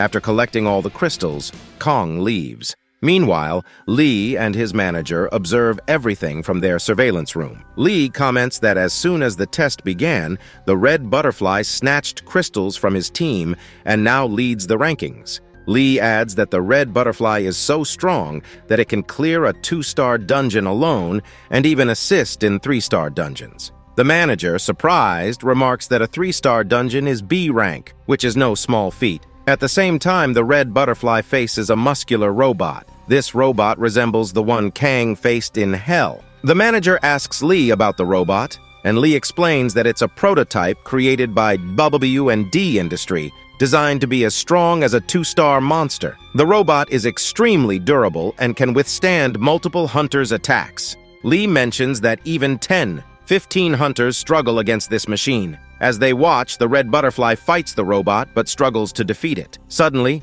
Lee notices Kang standing before the same robot. Lee laughs, saying this is going to be interesting. Kang, visibly disappointed and annoyed, punches the robot with raw power, pushing it back. Without stopping, Kang activates his battle helper, grabs the robot's leg, breaks it, and throws it far away. The scene zooms out, revealing Kang standing amidst a pile of broken robots, holding his head and screaming. He has defeated and destroyed more than 20 robots. Holding a broken robot's body, Kang sarcastically remarks that this robot is much weaker than the ones in Hell. He taunts, calling them stupid toys. Using his dismantle ability, Kang extracts the crystal from the robot, recalling that in Hell the system prevented him from using this ability on the Scarecrows. Then an announcement is made stating that 34 minutes have passed and more than half of the hunters have failed. The rankings are displayed. In third place is Muscle Mommy, and damn, she have some impressive muscle. In second place is the Red Butterfly with 9 crystals, and in first place,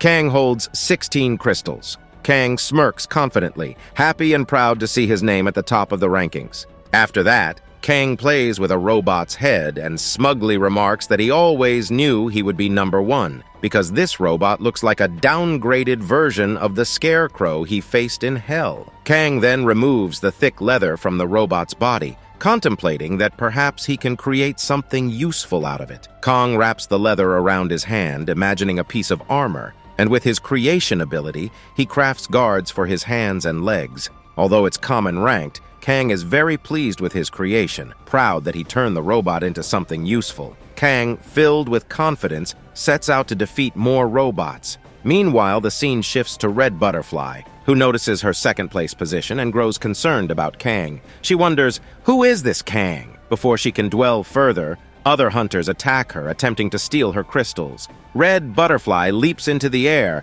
but for God's sake, what with this ass-busting poses? And unleashes a powerful energy blast, defeating all the hunters in an instant. Despite her victory, there are still more than 100 hunters surrounding her. Suddenly, Muscle Mommy arrives like a rampaging beast, throwing hunters left and right. Muscle Mommy rushes to Red Butterfly, concerned that she might have been hurt. It becomes evident that Muscle Mommy has a sister complex, caring deeply for Red Butterfly. Alongside Muscle Mommy are the spectacled man from earlier and a silver-haired woman. Muscle Mommy proudly announces that their group holds 88 crystals and suggests giving them all to Red Butterfly to ensure she claims first place. However, Red Butterfly refuses the offer, sternly instructing everyone to stay put. Without hesitation, Red Butterfly flies away. The scene shifts again to Lee and his manager. Lee, watching the test, wonders aloud how Kang has managed to become so strong. Although Lee suspected Kang was special, he never imagined Kang would rise to the top rankings.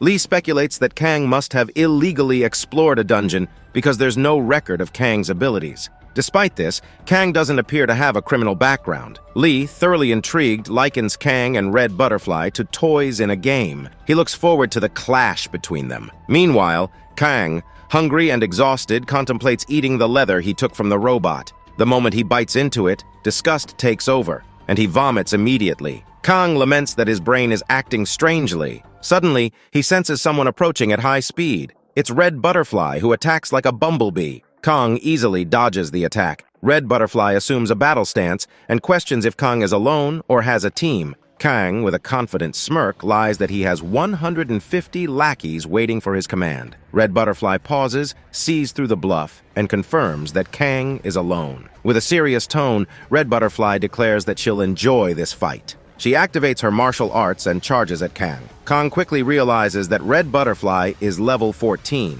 while he is only level 7. Despite being 7 levels behind, Kang prepares to fight. Red Butterfly launches a powerful punch at Kang, who barely blocks it and acknowledges her overwhelming strength. Not stopping there, Red Butterfly executes an aerial kick aimed at Kang's head. And again, what is hell is this angle? But Kang dodges each strike with the help of his battle helper. Kang knows he can't dodge forever. Activating his violent energy, he concentrates all his power into his hand. Kang resolves that this is his only chance to fight Red Butterfly on equal footing. Red Butterfly, sensing the challenge, activates her martial arts again. Like Sasuke and Naruto, they charge at each other, ready to collide in an epic clash. After that, Kang activates his Chidori while Red Butterfly uses her martial art, and they both charge at each other with devastating force. Kang believes his energy attack might damage Red Butterfly slightly, but to his surprise, as soon as Kang's Chidori hits, Red Butterfly's right arm begins to crack violently.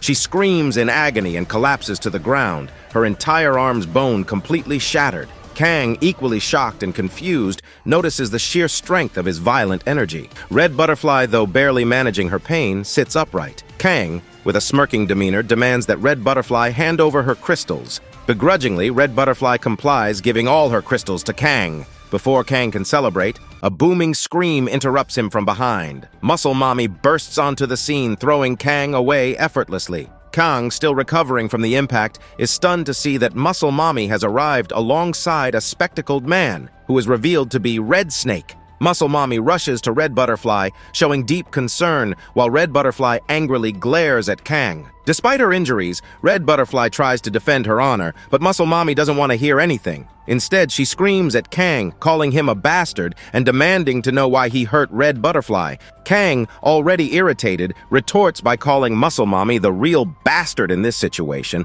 But before the argument escalates further, an important announcement is made. The test is over. Kang, visibly annoyed, listens to the rankings. Yu Tang takes 3rd place, with Kang in 2nd, holding 69 crystals. Red Butterfly secures 1st place with 88 crystals. Kang, disappointed, quickly realizes that Muscle Mommy gave all her crystals to Red Butterfly before the test ended, ensuring her victory. While Muscle Mommy beams with pride at her accomplishment, Red Butterfly looks defeated and frustrated. Kang, feeling betrayed, holds his face and confronts Red Butterfly. He scoffs, accusing her of cheating, and remarks that he thought she was an honorable warrior. However, she tries to defend her actions, claiming it's a misunderstanding. Kang turns away, telling her to forget it. But as he walks off, Muscle Mommy stops him, continuing to berate Kang. She accuses him of being evil and demonic for breaking Red Butterfly's arm and leaving without apologizing. Kang, struggling to control his temper, tries to ignore her. However,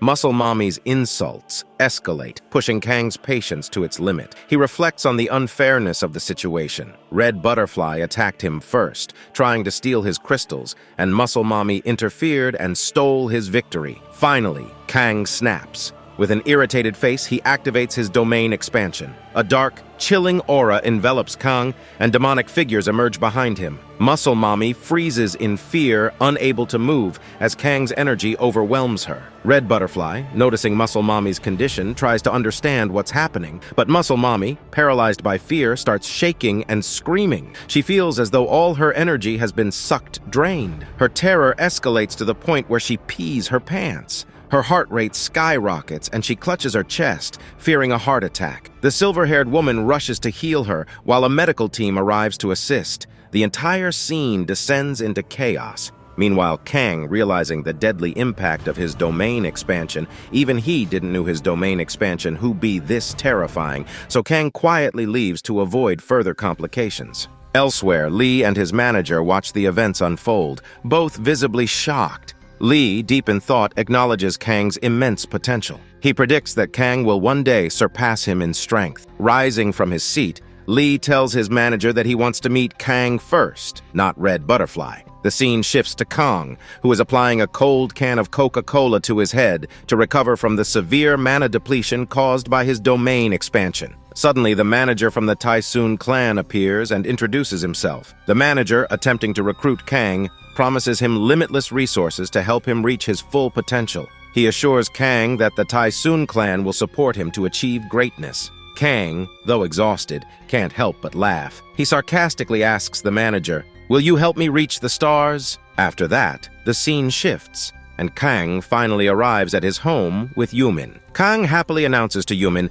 that he has acquired his hunter license and is now officially a hunter. Hearing this, Yumin is also delighted, but Kang suddenly feels an intense bloodlust. Kang turns around with a serious expression and confirms that there is a strong smell of blood coming from behind. In a stern voice, Kang tells Yumin to return home immediately and stay there until he says it's safe. Hearing this, Yumin becomes nervous and asks if something is wrong, but Kang reassures her that everything is fine and insists that she follows his instructions. Kang heads to the back alley near Yumin's house and is greeted by a gruesome scene. Several dead bodies in black suits brutally slaughtered by someone. Among the carnage, Kang notices Hisoka, who greets him confidently and says it's been a long time since they last met. Hisoka explains that the dead men are members of the Japanese Yakuza. These men had learned about Yumin being involved in the sale of purple moose and had come to her house to extract information. Hisoka reveals that he intervened and killed them all before they could harm Yumin. Hearing this, Kang thanks Hisoka but immediately questions him, asking what Hisoka wants in return. With a smirk, Hisoka casually mentions that he has a small request. He wants to form an alliance with the Taesung clan. Kang, now intrigued, tells Hisoka to check his bio data to decide if the alliance is feasible. However, Hisoka looks startled and reveals that he couldn't find any information about Kang's past. It seems someone has erased everything related to Kang. Hisoka explains that Kang's hunter status was 0. He had no ability, no connections, and no affiliation with any major organization. Yet, Hisoka is baffled at how Kang came into possession of an S-rank crystal. Hearing this, Kang is equally dumbfounded, unable to recall how he acquired such a rare item. Suddenly, the system notifies Kang that an outside entity wants to kill him. Before Kang can process this, Hisoka launches a swift attack with a knife. Kang barely dodges, but the force of the attack creates a massive shockwave in the background. Kang immediately realizes the gravity of the situation. Hisoka isn't joking. This is a serious fight. Kang throws a light punch at Hisoka, but the impact generates a shockwave. Hisoka notices that Kang is wearing equipment created from the android battle robots Kang had faced in Hell. Kang tenses up and warns Hisoka in a grave tone that if Hisoka gets injured, he has only himself to blame. Kang emphasizes that any harm caused will be purely self-defense. After seeing Kang's battle stance, Hisoka becomes serious. With a stern expression, Hisoka slowly takes off his jacket and then removes his black shirt, revealing himself like a Chad old man, standing with his stick in style. Hisoka tosses his shirt onto Kang's face, stating that he has no choice but to adopt a brutal approach since Kang refuses to give him a direct answer. Kang, unfazed, confidently removes Hisoka's coat from his face, but is startled when he sees Hisoka's stick reveal a sharp, legendary sword. White steam emanates from Hisoka's body, and Kang quickly realizes that this is no ordinary old man. Kang shouts in frustration, accusing Hisoka of cheating by using a sword. Hisoka stands calmly and unleashes a deadly slash so intense that Kang knows a single hit could kill him. Kang relies on his battle helper to dodge the attacks, leaping to the wall behind Hisoka in an attempt to launch a surprise attack. But Hisoka, as casual as ever, turns and counters with another slash, barely missing Kang's head. Hisoka moves closer, and Kang seizes the opportunity to activate his domain expansion. The attack envelops Hisoka, causing his body to experience fear and intense pain. Hisoka's eyeballs turn white as if he is paralyzed by the effect. Taking advantage, Kang grabs Hisoka's collar and slams him to the ground. Hisoka regains his senses and taunts Kang, acknowledging that Kang's illusion weapon is impressive but won't work on someone like him who has faced countless similar attacks. With a single slash, Hisoka inflicts a deep cut on Kang's hand, causing blood to pour out. Confidently, Hisoka declares that he could have killed Kang if he wanted, but insists he has no intention of doing so. Hisoka demands to know where Kang obtained the purple moose crystal and who is giving Kang orders. Kang begins to laugh, prompting Hisoka to question what's so funny. Kang responds by reminding Hisoka of another one of his abilities. At that moment, Hisoka's sword starts emitting smoke. Realizing it's due to Kang's poison blood, Hisoka is visibly startled. Kang uses his violent energy to grab Hisoka's face and slams him into the wall, creating a huge blast. Hisoka's sword falls to the ground, and Kang fires an energy blast directly at Hisoka's face. Standing confidently, Kang taunts Hisoka, stating that his lack of poison resistance means Kang has already won. But Hisoka isn't one to give up easily. He raises his right hand and breaks Kang's arm and ribcage, causing Kang to collapse in intense pain, unable to move. Hisoka retrieves a healing potion and applies it to himself, neutralizing the poison. However, Kang also uses a healing ability, recovering fully and confidently standing up once again. Kang declares it's time for round 2. Hisoka, slightly taken aback, asks if Kang has any healing abilities. Kang smirks and cryptically replies that God knows, refusing to elaborate. In reality, Kang's last standing title restores his health to full whenever it drops below 10%. Kang silently marvels that this ability, which he wasn't sure would work in the real world, has now been proven effective. Hisoka glances at his sword and tells Kang they should stop fighting. He explains that he didn't come to battle but to talk. Kang, now irritated, reminds Hisoka that it was Hisoka who attacked first. Hisoka calmly sheathes his sword and reiterates his offer. If Kang joins the Tysoon clan, they will provide everything necessary for Kang's growth and protect him. But Hisoka presses again, asking how Kang obtained the purple crystal. Kang, with a psychopathic smile, steps closer and declares that he has a better offer than Hisoka's. Kang proposes that Hisoka works for him instead. Hearing this, Hisoka directly tells Kang that if Kang is going to continue indulging in his childish dream, Hisoka will head back now. Kang starts laughing again, with a psychopathic smile, and declares that he likes this old man too much to let him go just like that. Laughing, Kang questions Hisoka about what's so great about the Tysoon clan. Kang claims the Tysoon clan is merely a small rank 3 guild in Korea and isn't strong globally. Kang mocks, saying Ki is the daddy's loved child, and someone like Hisoka would benefit more by working with Kang, a person brimming with potential. Hearing this, Hisoka gives a deadly stare and tells Kang he might not realize what kind of person Hisoka truly is. Hisoka declares that Kang is nothing compared to Lee's potential. Kang, unfazed, starts laughing and taunts Hisoka, saying that an old man who was nearly defeated by Kang has no right to talk about potential. This visibly pisses off Hisoka. He turns with his rusted blade, which appears fragile enough to break at any moment, and unleashes a deadly slash. The slash is so powerful that Kang is pushed back into a wall with such force that it splits the wall in half with Kang in the middle. However, Kang emerges nearly unscathed, with only a slight scratch on his cheek. Kang realizes the precision of Hisoka's attack. He intentionally caused no damage to Kang while destroying the wall. Kang is speechless. He now understands that Hisoka had merely been playing with him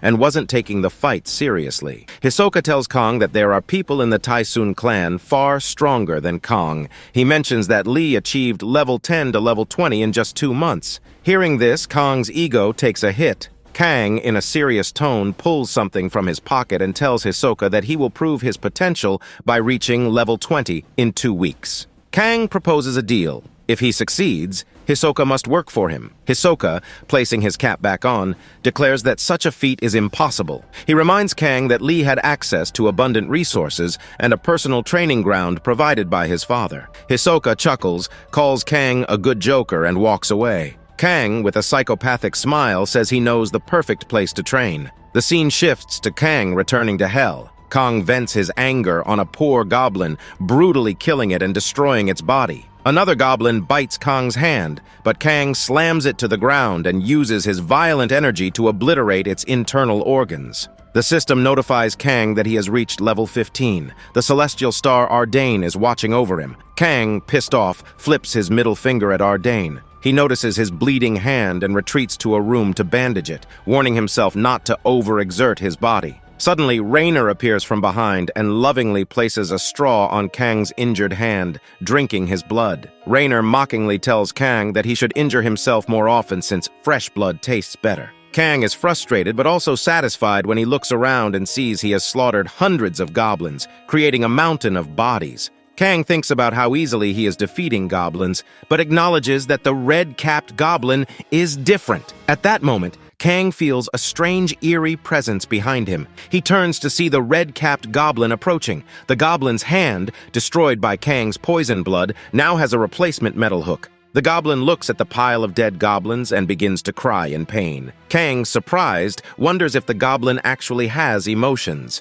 The red-capped goblin's grief quickly turns into rage and it starts screaming at the sky. Kang realizes he has truly pissed off the red-capped goblin and prepares for battle. He ties 3 poison darts in his hands, thinking how he never imagined a monster could grieve. The goblin, now enraged, charges toward Kang, clearly intent on devouring him. After that, the scene shifts, and we see Kang dead. Kang has managed to survive for 12 days and 6 hours. After being revived, he collapses to the ground, panting heavily. Kang wonders if he pissed off the red-haired goblin too much. That goblin didn't give Kang a second chance, it killed him instantly. Kang finally gets up, determined to trap the red-haired goblin and kill it, but each attempt fails. The goblin sneaks from behind and slices Kang's neck with a psychopathic smile. Kang dies yet again. The sequence of death doesn't end there. The scene shifts, showing Kang revived once more, running like a madman. This was the 6th time the goblin had killed Kang within a minute of his revival. Kang is desperate, unsure of what to do as the deaths keep repeating. We watch Kang revive again and again only to be brutally killed by the goblin, who behaves like a bloodthirsty demon. Sometimes the goblin cuts off Kang's leg, sometimes it slices him in half, and other times it stabs Kang repeatedly until he bleeds out. Eventually, we see that Kang has been killed so many times that the goblin levels up to level 20. The goblin's name is revealed to be Kerson, so we now refer to him as the Goblin Chief. Kerson feels satisfied yet perplexed. He finds it weird that no matter how many times he kills Kang, the human keeps reviving. Because of this, Kerson can't relax. He searches for Kang relentlessly. At the same time, an old goblin approaches Kerson, crying and calling him by name. Kerson shouts at the old goblin, saying he doesn't want to come out because it's too dangerous. But the old goblin insists that there is a big problem. Someone has poisoned the village water supply, leaving the entire goblin village sick. The scene shifts, showing an underground tunnel filled with goblins. Many are old, young, and female, and almost 70% of them are sick and lying on the ground. The old goblin explains that the poisoned water has killed their farmed animals and made their fish inedible. They can neither eat nor drink, and their village is dying. The old goblin asks Kerson who could have done such a cruel thing. The village had no conflict or enemies with any other races. Hearing this, Kerson's blood boils. Kerson is convinced that only a human could be responsible. He wonders how the human found their hidden village. Kerson swears that the next time he encounters Kang, he won't kill him, but will cage him and bury him alive so he can't revive anymore. While Kerson is deep in thought, a fat goblin approaches him holding a crying baby goblin. The goblin explains that the newborn is starving because its mother is too sick from the poison. They can't feed or hydrate the baby. Seeing the hungry, crying infant, Kerson is overcome with rage and grief. Kerson, consumed by anger, decides to hunt the human responsible. The other goblin warriors try to stop him, warning that the human is dangerous and can revive while Kerson cannot.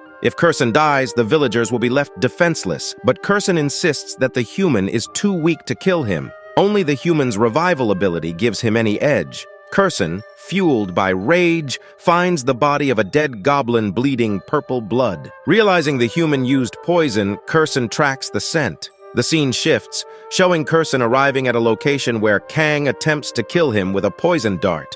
Kerson easily dodges the attack and smirks with a psychopathic grin. Looking at Kang, he declares that he has finally found him. On the other hand, Kang, brimming with excitement, says that he has a very good offer for the goblin, one that the goblin will like very much. After that, Kang tells Kerson that Kang will give Kerson a chance to die at Kang's hand. Kerson becomes confused and asks Kang if Kang is only talking to waste time so that everyone in the Goblin village dies from the poison. But Kang responds coldly, stating that if Kang truly wanted to kill the entire village, he could have done so effortlessly. Kang explains that by mixing just a few drops of his blood into the water, only few goblins died, leaving others sick. If Kang had added more, half the village would have been wiped out. Hearing this, Kerson's mind starts to unravel, and he becomes furious. Kerson, blinded by rage, lunges at Kang with his sword, but Kang grabs the sword barehanded and, with a psychopathic smile, threatens Kerson.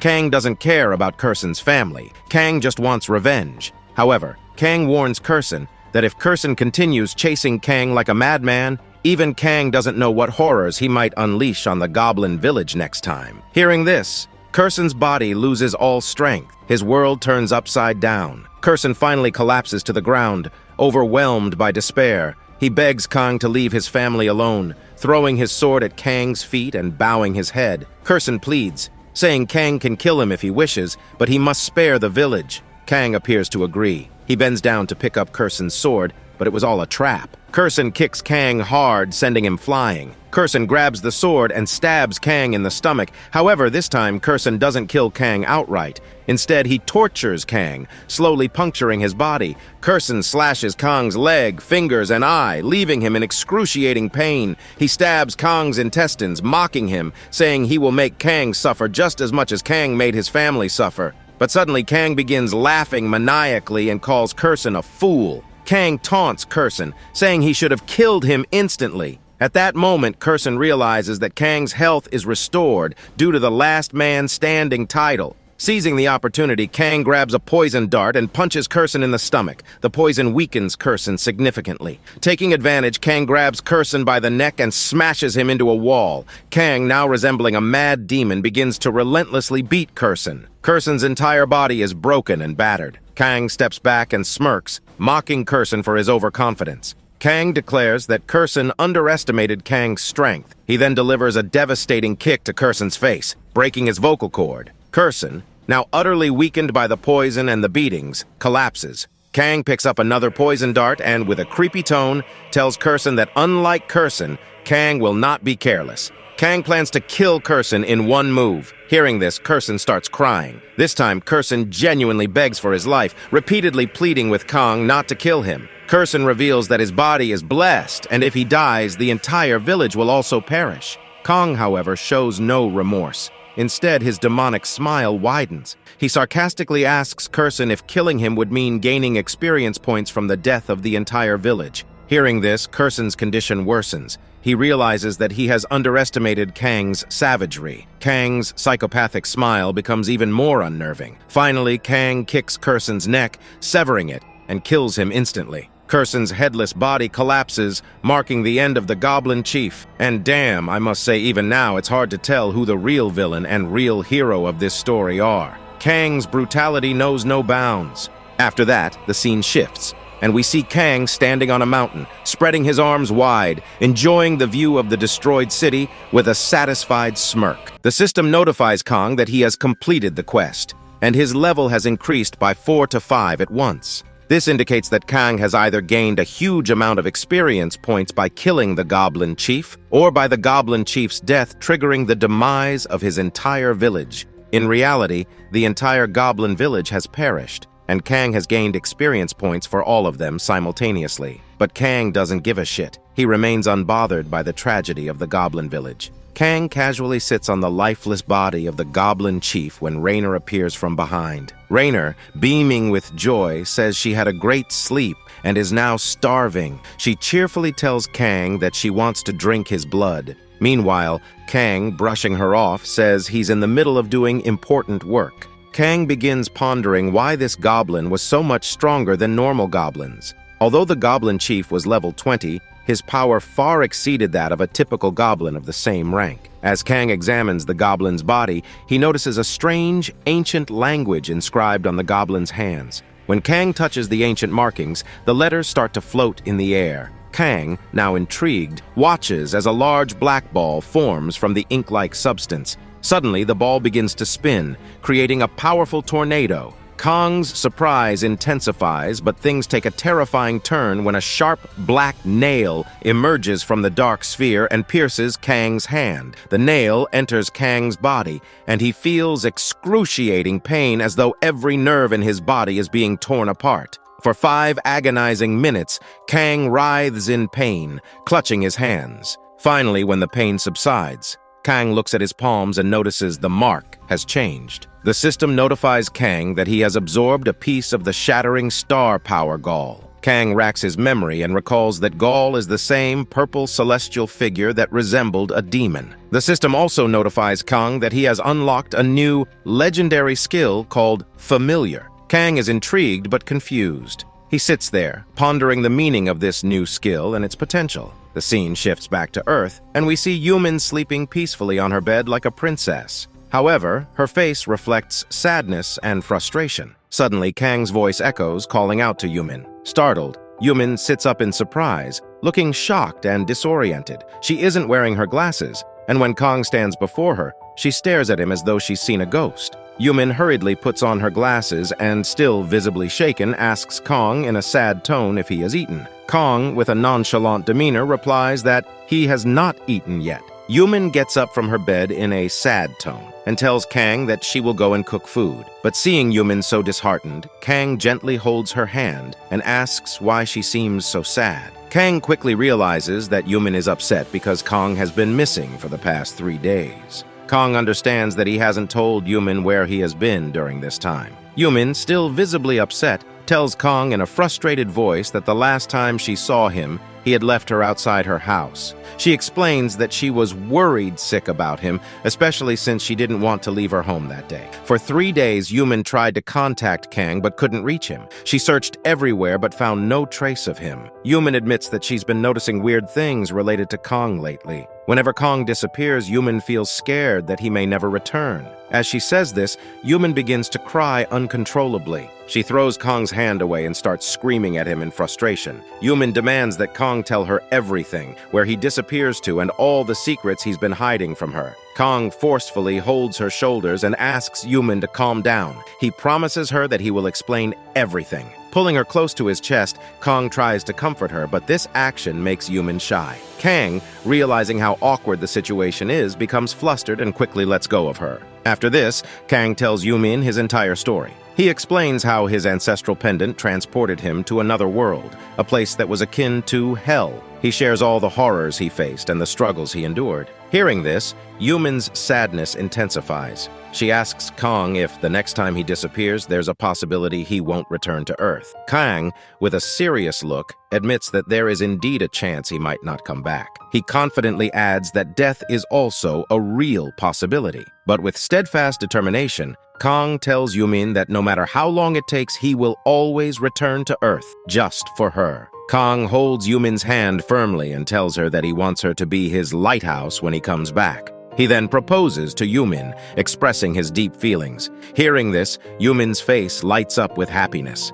She leans into Kang's shoulder with her entire body, overwhelmed with emotion. Suddenly, Yumin takes off her glasses and looks at Kang with a cute, seductive smile. In a playful voice, she tells Kang that she is ready to become his lighthouse. In fact, Yumin cheekily says she wants to become Kang's charger. She promises that whenever Kang returns from hell, she will recharge his body. Kang becomes nervous and backs away, awkwardly telling Yumin that she shouldn't be so close because she hasn't showered yet. Kang adds that his body might smell bad too. Yumin, playfully ignoring him, suddenly falls asleep on Kang's lap with a cute smile. With her eyes half closed, she, in a sedative tone, she tells Kang that in face she herself haven't showered yet. Yumin teasingly asks if he wants to shower with her. Hearing this, Kang becomes extremely nervous and shy. Well, we all know what happened after that in the shower. The next day, Kang wakes up after what he calls a good night's exercise. As soon as Kang comes downstairs, he notices that Hisoka is waiting for him outside. Kang, with a confident smile, gets into Hisoka's car and boasts that he has reached level 20 in just 2 weeks. Hearing this, Hisoka doubtfully replies that it's hard to believe Kang achieved such a feat because there's no way to verify it right now. Kang understands that Hisoka is making excuses to avoid admitting Kang's progress. Suddenly, Kang taunts Hisoka, telling him that from now on, Kang will increase the price of crystal mousse by 15%. Hearing this, Hisoka gets furious and glares at Kang with deadly eyes, saying that Kang cannot do this. But Kang, with a taunting smirk, summons a crystal mousse in his hand and asks Hisoka if he knows what a monopoly is. Kang explains that he owns the entire supply of crystal mousse. If Kang wishes, he can stop selling to Hisoka and instead sell to someone else. But Kang says he likes the old man, so he's offering to sell it to Hisoka, leaving Hisoka with no other option but to buy it from Kang. Hisoka tells Kang that he is already selling crystal mousse to Kang at 15% above the market price, and now Kang is demanding an even higher price. Hearing this, Kang responds with a smug smile that if Hisoka isn't willing to agree, there's no other choice. They won't do business anymore. Saying this, Kang snaps his fingers and retrieves the crystal mousse back into his inventory. Hisoka, however, is clearly unhappy. Suddenly, Kang throws something at Hisoka's hand. Hisoka looks down, and his eyes widen in shock. A legendary ring is now on his finger. It's no ordinary ring. This artifact will double Hisoka's senses. For someone like Hisoka, who heavily relies on his senses, this is a game changer. Kang slyly asks Hisoka if Lee has ever given him a gift like this. Hisoka hesitates and then replies, "No." Kang smiles even wider and says that perhaps the more time Hisoka spends with Kang, the more he will realize that Kang is far more valuable than Lee. Hisoka, still processing, starts to think. He acknowledges that while working for Lee, he hasn't experienced any personal growth. Yet, Kang is casually handing him legendary items. It's hard for Hisoka to ignore the potential benefits.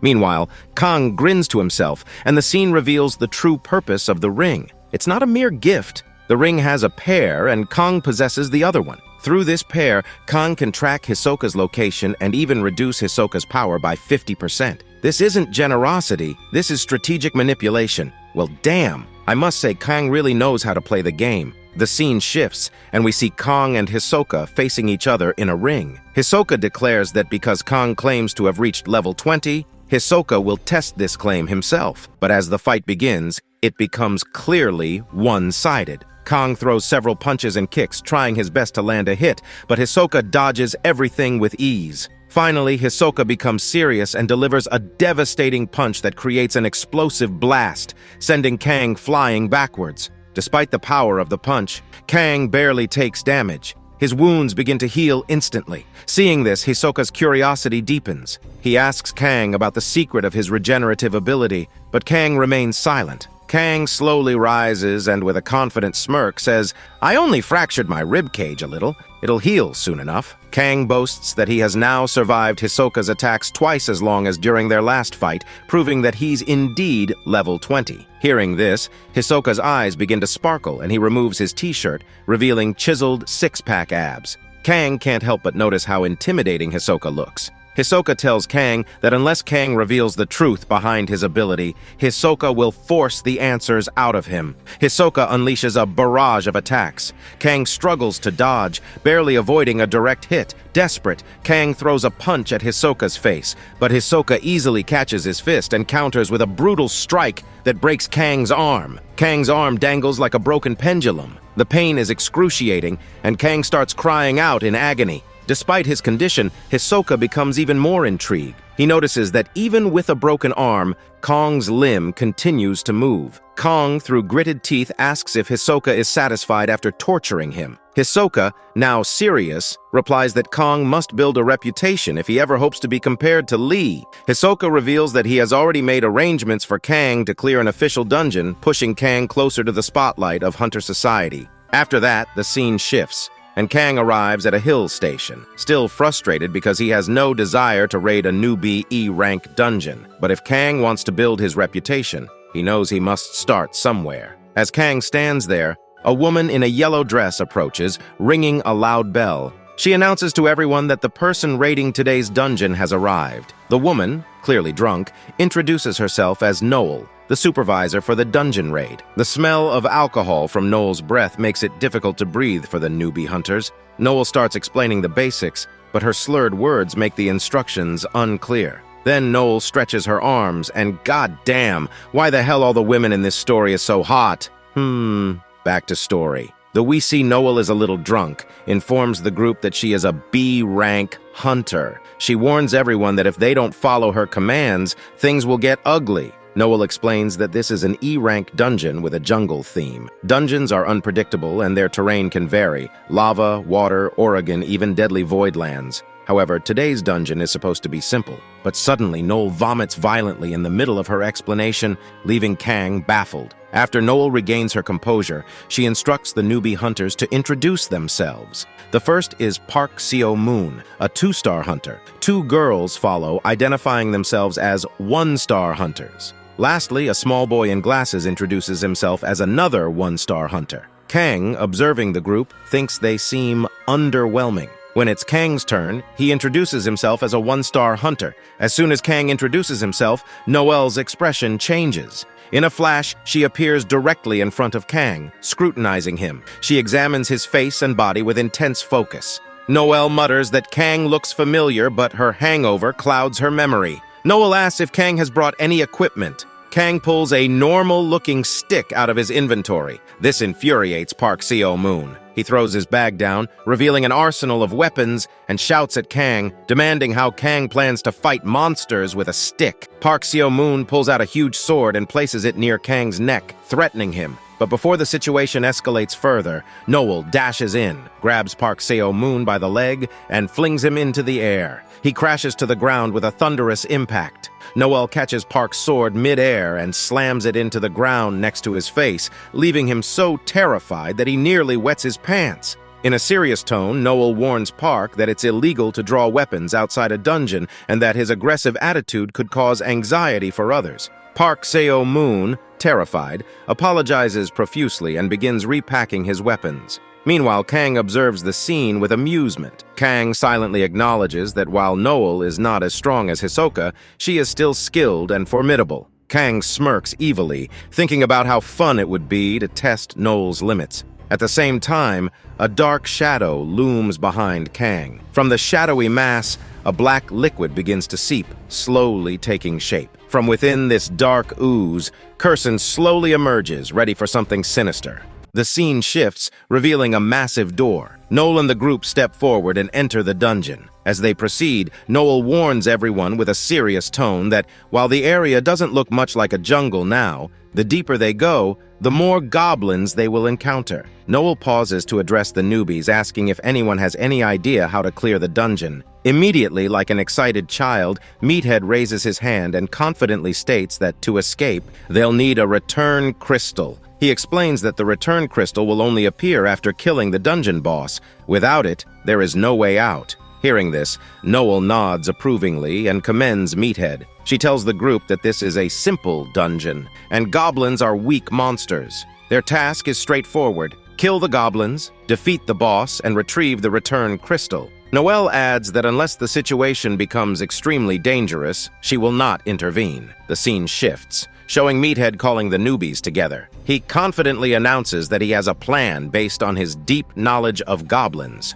While Meathead enthusiastically explains his strategy, Kang silently observes, listening from the sidelines. Meathead elaborates, suggesting that to avoid sneak attacks from goblins, everyone should watch their heads. Moreover, since goblins possess a highly sensitive sense of smell, the group should cover themselves in mud and grass. According to Meathead, this will mask their human scent and make them indistinguishable from the environment. Kang can no longer hold back his laughter and mockingly declares that Meathead's plan is ridiculous and won't work. Already irritated by Kong, Meathead's anger explodes. Like a wild animal, he begins shouting at Kong, accusing him of dismissing his strategy. Meathead, still fuming, justifies his plan by declaring that he got the information from a famous A-rank hunter on YouTube, someone who has killed numerous goblins in dungeons. Meathead insists that the hunter is highly professional and that his advice is unquestionable. Before the situation escalates further, Noel steps in to separate Kang and Meathead. Trying to calm things down, she turns to Kang and asks why he thinks Meathead's plan is flawed. Kang's expression turns serious. He asks Meathead why he believes covering themselves with grass is a good idea. Kang explains that the plan is flawed because goblins, with their sharp sense of smell, will easily detect the mixed scent of humans and grass. Kang points out that old grass on their bodies will not match the fresh grass on the ground, making it obvious to the goblins that something is amiss. He continues, noting that Meathead himself said they need to watch out for their heads. However, in a jungle environment where goblins are small and agile, such a plan is impractical. The goblins will first attack their ankles, not their heads. Hearing this, Meathead gets even more angry and shouts at Kang, accusing him of being oversmart. Meathead steps forward to grab Kang's collar, but Noel intervenes. With a swift punch to Meathead's stomach, she stops him in his tracks and tells him, "Whatever Kang is saying is right." Noel continues, explaining with a serious tone that Meathead's information is outdated. She says that if this were 10 years ago, it might have been correct. But after a decade, many new dungeons have appeared, and this jungle-type dungeon is unique. Goblins here are smaller in size, and Kang's observations are spot on. Noel emphasizes that information must evolve with time. Hearing this, Meathead and the rest of the newbies are shocked, but Noel's expression turns suspicious. She steps closer to Kang and, with a serious glare, asks him how his information is so precise. Noel adds that Kang speaks as if he has personally killed hundreds of goblins. Kang simply smiles and replies that he just learned this information. He casually adds that if Noel doubts him, she can check his record outside the dungeon. He reminds her that this is his first dungeon. As Noel contemplates, Meathead, still resentful, is about to taunt Kang again. Suddenly, at an insane speed, a goblin comes flying towards the group. The goblin's bloodthirsty snarl sends a chill through everyone. Even Noel looks surprised. But Kang, remaining calm and unfazed, casually kicks the goblin with such force that it flies away, its neck snapping instantly. The goblin dies on the spot. Meathead and the newbies are stunned. Their jaws drop as Kang, exuding pure swag, turns to them and smugly asks, "Meathead said my stick was normal, so what do you think now? Is it still normal?" But everyone is left thinking that Kang didn't even use his stick. He kicked the goblin. The scene shifts, showing the newbie group fighting the goblins. However, something feels off. The goblins seem afraid and aren't fighting back. This unusual behavior allows the newbies to kill them easily. Even Meathead is swinging his big sword, cutting down goblins without much resistance. From the back, Noel watches with a keen eye, her suspicion growing. She notes that while goblins in an E-rank dungeon are usually easy to kill, these goblins seem unnaturally scared. Their fighting spirit appears completely gone. Suddenly, a blood-curdling scream pierces the air. Noel, her instincts kicking in, sprints toward the sound, her mind racing with concern. She reaches the newbies and her mouth falls open in shock.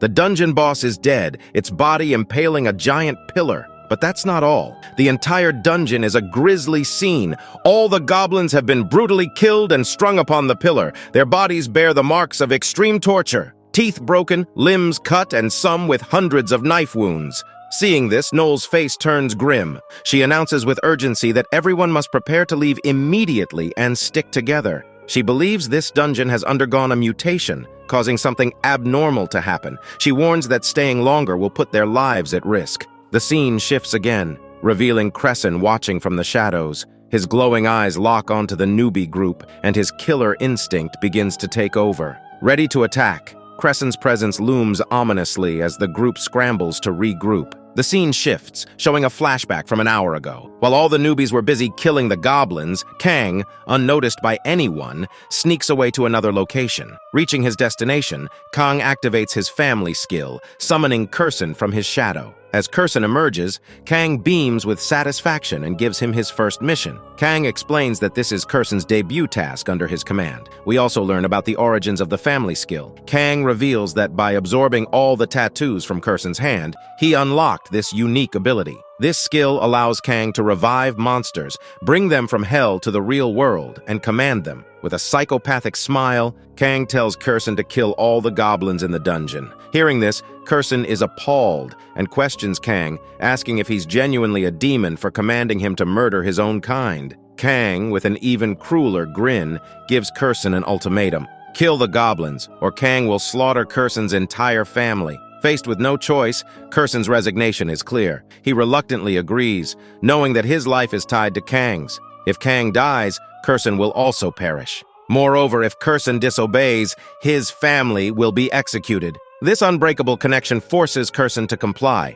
As Kerson reluctantly begins his gruesome task, the sound of rustling bushes alerts him. He turns and spots his first prey, an ugly, fat goblin. Staring at the creature, Kerson's face twists in disgust. Slowly approaching, Kerson mutters to himself, "How can this monstrosity be of my kind?" The sight of the goblin fills Kerson with rage and disbelief. Kerson viciously slashes the goblin's stomach and grips its neck, declaring that this hideous creature cannot possibly belong to the same species. With a demonic smile, he tears the goblin in half, spilling its insides on the ground. Kerson's bloodlust intensifies as two more goblins appear. He leaps into the air, brutally mutilating them. Their limbs are severed, bodies destroyed, and the ground is painted with their blood. From afar, Kang observes the carnage with immense satisfaction. He commands Kerson to eliminate every goblin in the dungeon and promises to return shortly. The flashback ends, bringing us back to the present.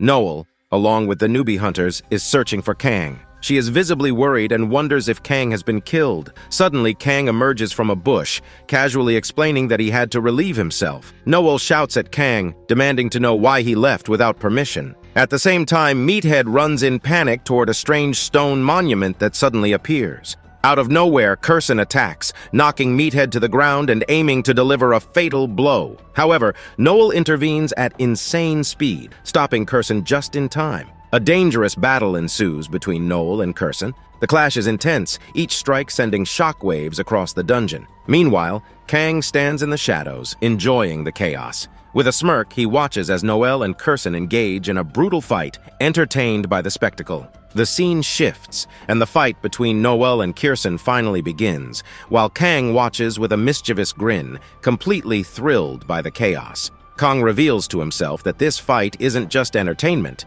it's a strategic move to uncover Noel's combat skills. After all, Kang orchestrated this entire setup by using Kerson as a pawn to gauge Noel's power. Kang explains more about his family skill. He notes that this ability allows him to give commands to those bound by the skill. However, there's a catch. If the target bound by the skill is of a higher level than the user, like Kerson, Kang's control over them becomes limited. Yet Kang has cleverly bypassed this limitation. Since Kang's life is tethered to Kerson's, if Kang dies, Kerson dies too. And with Kerson's family also at risk, Kerson is forced to obey Kang's every command. Kang adds that Kerson's frustration isn't just from his situation. It's fueled by seeing himself, a goblin, reduced to battling what he perceives as ugly, disgusting goblins. Kang, meanwhile, is unbothered and excitedly awaits the outcome of this fight. However, as Kerson unexpectedly shifts his focus toward attacking the newbies, Noel quickly intervenes. Seizing the opportunity, Kerson fakes retreating and suddenly ambushes Noel with a surprise attack, slashing her head. Blood drips from Noel's wound, leaving her momentarily stunned. Noel, filled with rage and disbelief, wonders how something as powerful as Kerson exists in a one-star dungeon. Not only does Kerson possess better gear than most hunters, but his intelligence also surpasses anything she's encountered in monsters before. The injury snaps her out of her hangover, and with her anger boiling over, Noel enters a new level of fury. Her speed and aura intensify, and even Kang realizes the tide is turning. He immediately commands Kerson to retreat. But before Kerson can act, Noel vanishes and reappears with insane speed, delivering a devastating slash to Kerson's stomach. Kerson struggles to keep up with her movements. Desperately, Kerson uses a smoke bomb and grabs Meathead, holding a blade to his neck. Kerson growls, threatening Noel, telling her to drop her weapon or he'll kill Meathead. Noel, frozen momentarily, processes the scene.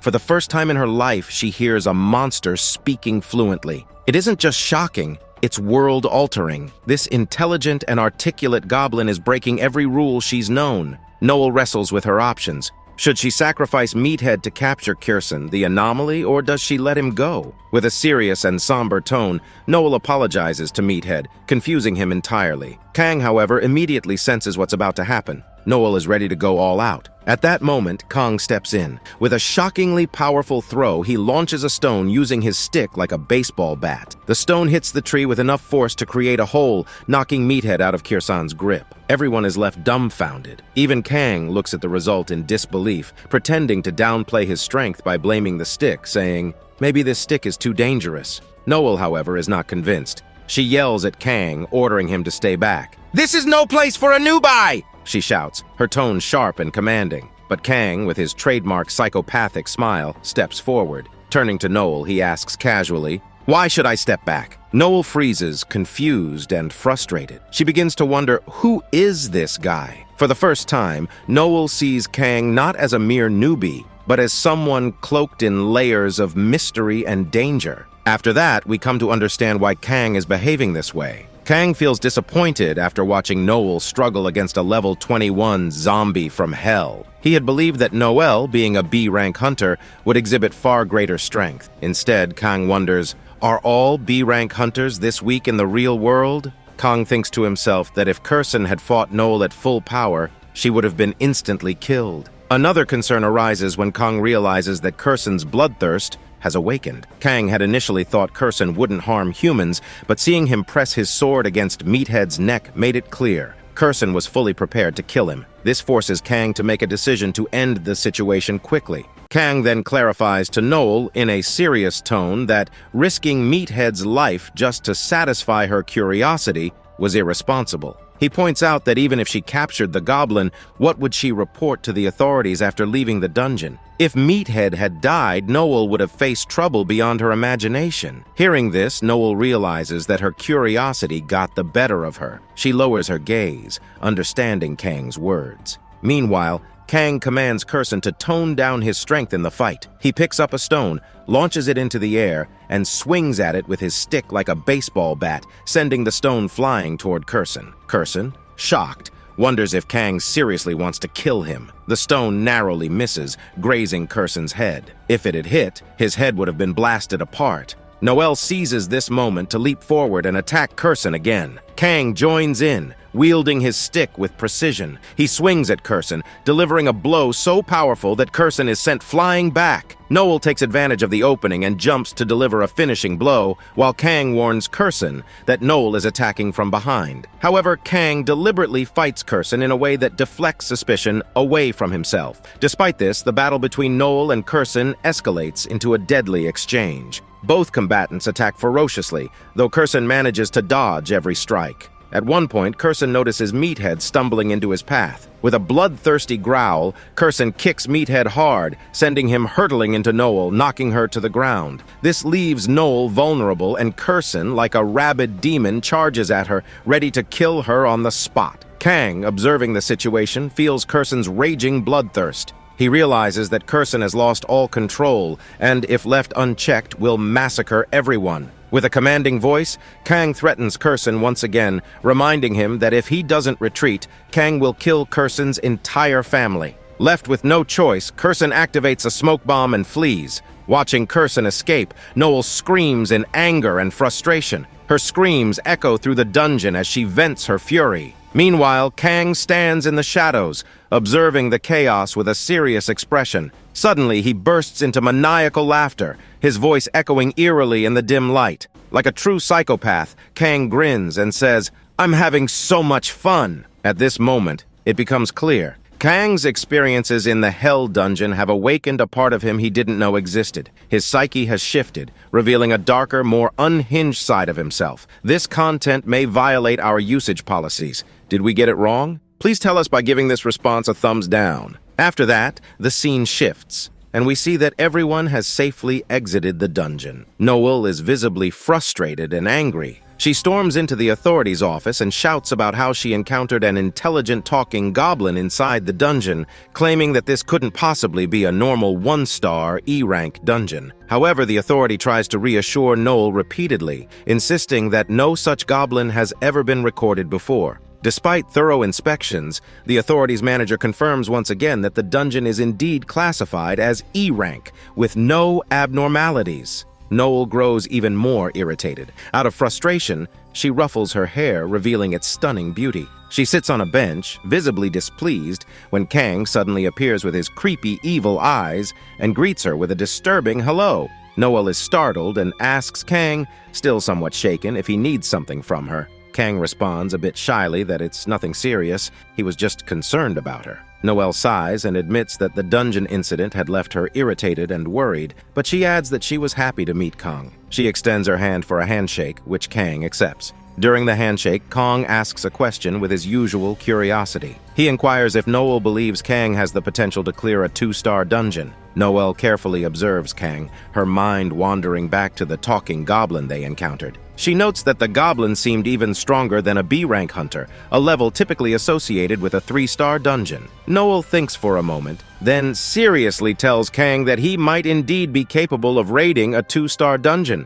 She hands him her guild card and explains that in the future, if Kang ever considers joining a guild, he should consider hers. She emphasizes that if Kang wants to unlock his full potential, he will need access to training grounds and resources, things only a big guild can provide. Noelle proudly adds that her guild is among the top 3 guilds in Korea. Kang thanks Noelle, but politely declines her offer. He explains that he prefers hunting alone in dungeons and finds the process of dividing loot with others to be a hassle. Furthermore, Kang cheekily reminds Noelle that she should write a positive review about him, as her review will directly influence his ability to raid higher-level dungeons. At this point, we learn an important fact about new hunters. No matter their rank, every new hunter must begin with a 1-star dungeon. Only after an inspector writes a positive review can they gain the clearance to raid higher-level dungeons. Then, the scene shifts, and we see someone running hurriedly to the research team leader's office. Inside the room, a blonde-haired woman wearing red glasses sits at her desk, looking irritated. The manager opens the door and steps in,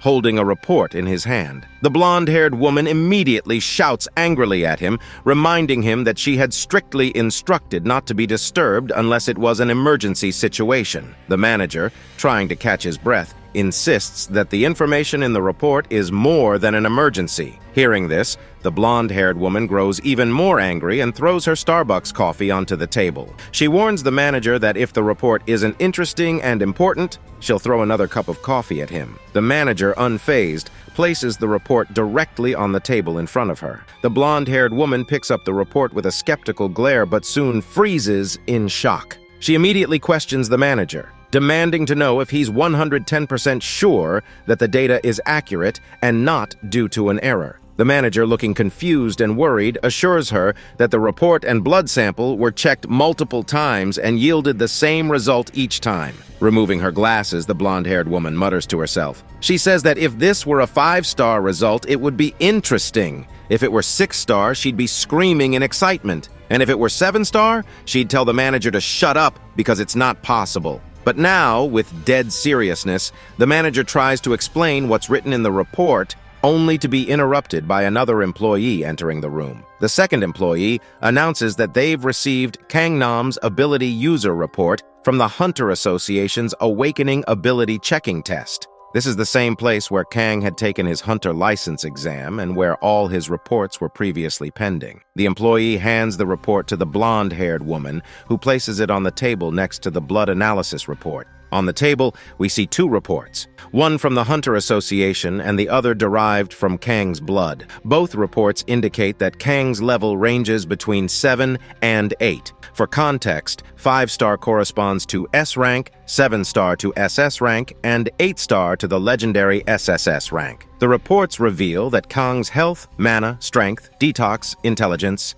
every stat is maxed out at S rank. At that moment, a third employee enters and announces that an unknown organization has contacted their management. The organization has offered $1 million in exchange for Kang's data. Hearing this, the blonde-haired woman starts laughing loudly and immediately orders her team to reject the offer. The employees, confused, question her decision. One of them asks how they can turn down a $1 million deal. In response, the blonde-haired woman throws Kang's report to the employee and shouts, asking if he genuinely thinks this report is only worth $1 million. The employees look at the report and are shocked to see that Kang's stats are maxed out. Without hesitation, the blonde-haired woman orders her team to declare Kang's data confidential and ensure that no one outside the team learns about it. She smirks, thinking about Kang, and mutters to herself that she has to meet him as soon as possible. On the other hand, the scene shifts again and we see Kang lying on the floor, naked, wearing only underwear.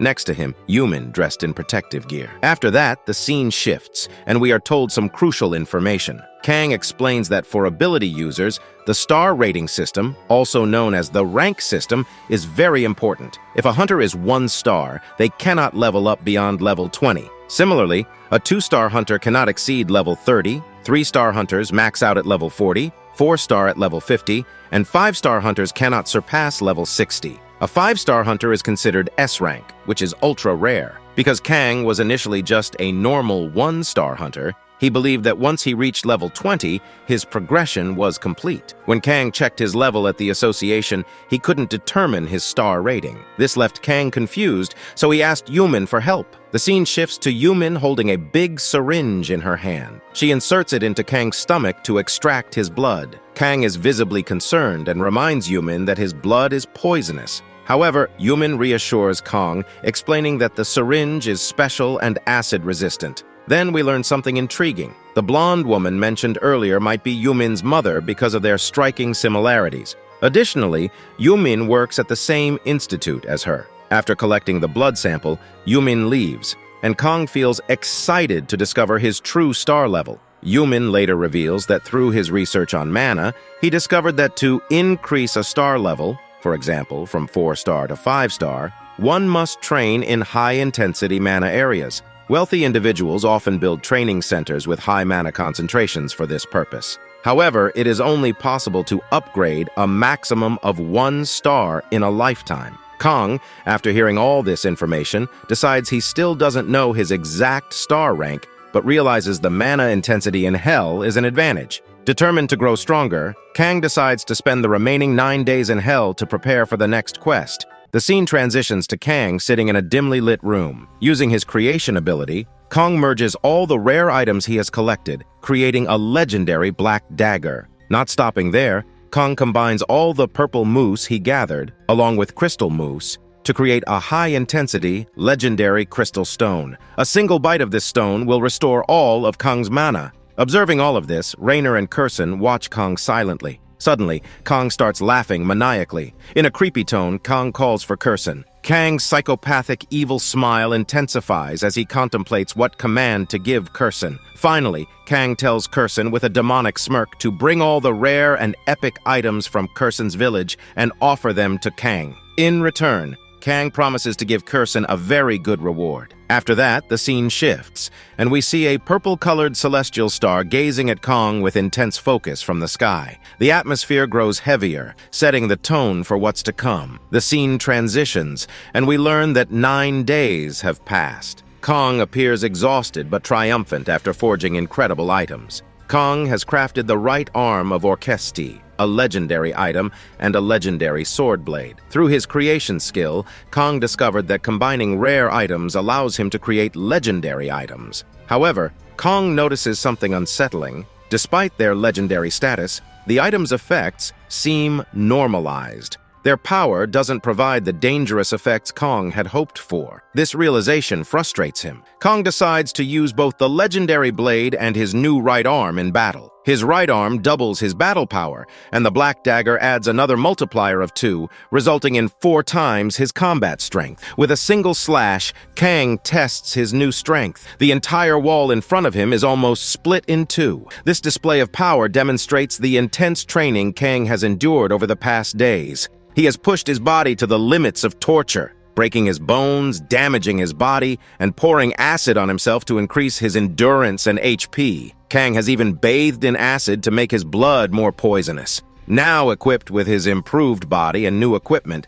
Kang stands tall, wondering, will this be enough for the next quest? A moment of silence follows before the system notifies Kang. The Starving Star is observing Kang and has issued a new quest. The task: chase monsters for 24 hours and survive for 24 hours. The quest's description highlights its overwhelming difficulty, but promises an interesting reward. Desperate to grow stronger, Kang accepts the quest without hesitation. But as soon as he accepts, multiple stars appear in the sky. These celestial entities include the Shattering Star, Wister Star, Conqueror Star, Monster Star, and Struggling Star. Each of them begins observing Kang intensely, their excitement palpable for what's about to unfold. Suddenly, the quest forcefully upgrades into a hidden quest. The system notifies Kang of the new reality. and we see an enormous 1,000-foot snake slither into view, accompanied by an army of millions of monsters. This, we learn, was the doing of the Shattering Star. The real quest is revealed.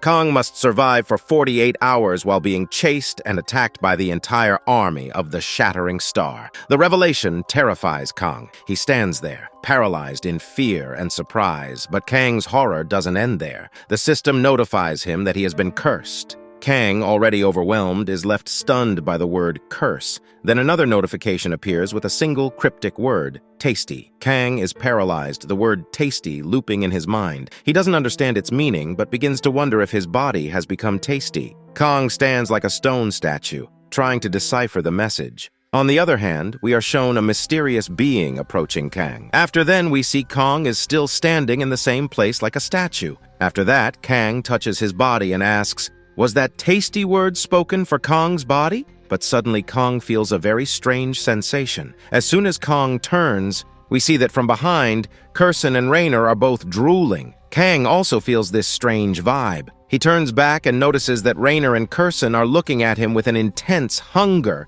drooling uncontrollably. They come closer to Kang, staring at him as if he is some delicious dish. Seeing this, Kong gets scared, runs intensely back a few steps and shouts, "Stay away from me, you crazy people!" On the other hand, Rainer explains to Kang with a mischievous smile that Kang has suddenly become very tasty. She asks, "Can I take just one tasty bite of your little pee-pee?" I mean your body. Hearing this, Kang gets even more startled and screams at Rainer, asking, "What does tasty mean to you, Rainer?" On the other hand, Rainer's condition worsens. She touches her tongue seductively while still drooling and explains to Kang with a sly tone that this curse has probably made Kang's body irresistibly delicious. Rainer adds that she wants to cook Kang's body in different ways and make various dishes. After that, Rainer tells Kang that although she is a monster, she is also an end-game boss, so she can control her hunger. She explains that, as a fairy,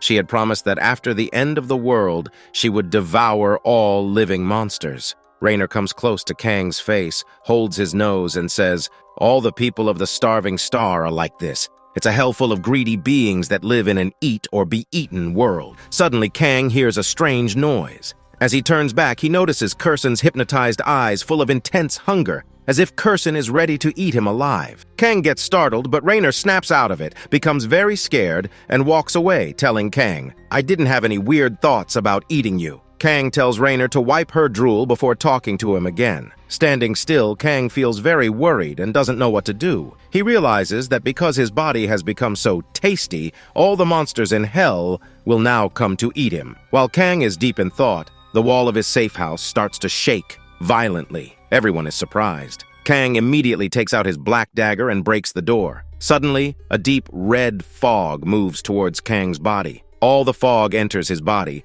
and it is revealed that the fog was made of mosquitoes, some of the deadliest creatures in hell. They sit on Kang's body and start sucking his blood. However, as soon as they do, all the mosquitoes drop dead because Kang's blood is poisonous. Kang becomes very angry because he was terrified for nothing. It was just mosquitoes. He starts smashing the dead mosquitoes in frustration. Suddenly, Rainer appears and tells Kang that these mosquitoes are one of the fastest monsters in hell. If they found Kang, it means other monsters will also come. Hearing this, Kang steps out of his room, and purple feathers start flying around him. As Kang looks up, he notices the sky has turned reddish-purple. A huge, creepy moon looms overhead, casting an ominous glow. Kang also notices electric wires in the sky, and atop the buildings are countless black pigeon shadows. Kang looks closely and realizes that they are all zombified pigeons. The sight is terrifyingly creepy. However, Kang starts laughing loudly and taunts the pigeons, asking,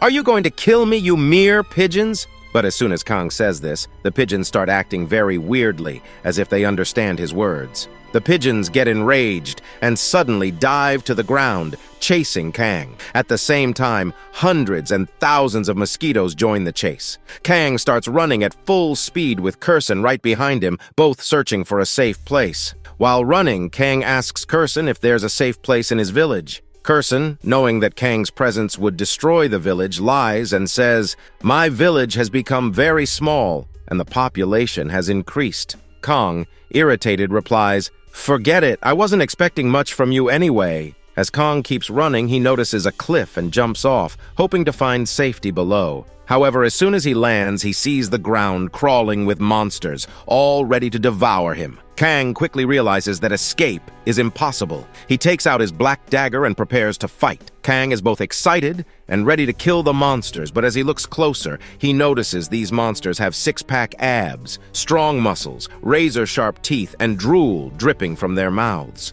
The monsters grab Kang by the arm, bite off his head, and rip his body into two pieces. After that, Kong gets revived and immediately realizes that he won't be able to defeat these monsters. With no other choice, Kang starts running like a madman. Suddenly, a whispering voice speaks in Kang's mind, instructing him to turn right. Confused but desperate, Kang obeys the voice and turns right. The voice speaks again, whispering that this isn't just a hallucination. Kang starts to doubt his sanity, thinking he's going crazy and talking to himself. But the voice reassures Kang that it's real and tells him to follow its instructions if he wants to stay alive. Already on edge, Kang grows even more nervous. He questions what on earth is happening to him, but with no other options, Kang decides to trust the voice. Each time it guides him, Kang follows. As Kang takes another sharp turn, he notices the monsters chasing him, colliding with walls, unable to match his sudden changes in direction. For the first time, Kang feels like he has a chance to escape. However, Kang's relief is short-lived as he reaches a dead end. Before him lies a massive pile of rubble resembling a cave. From within the cave, 6 deadly red eyes glare at Kang.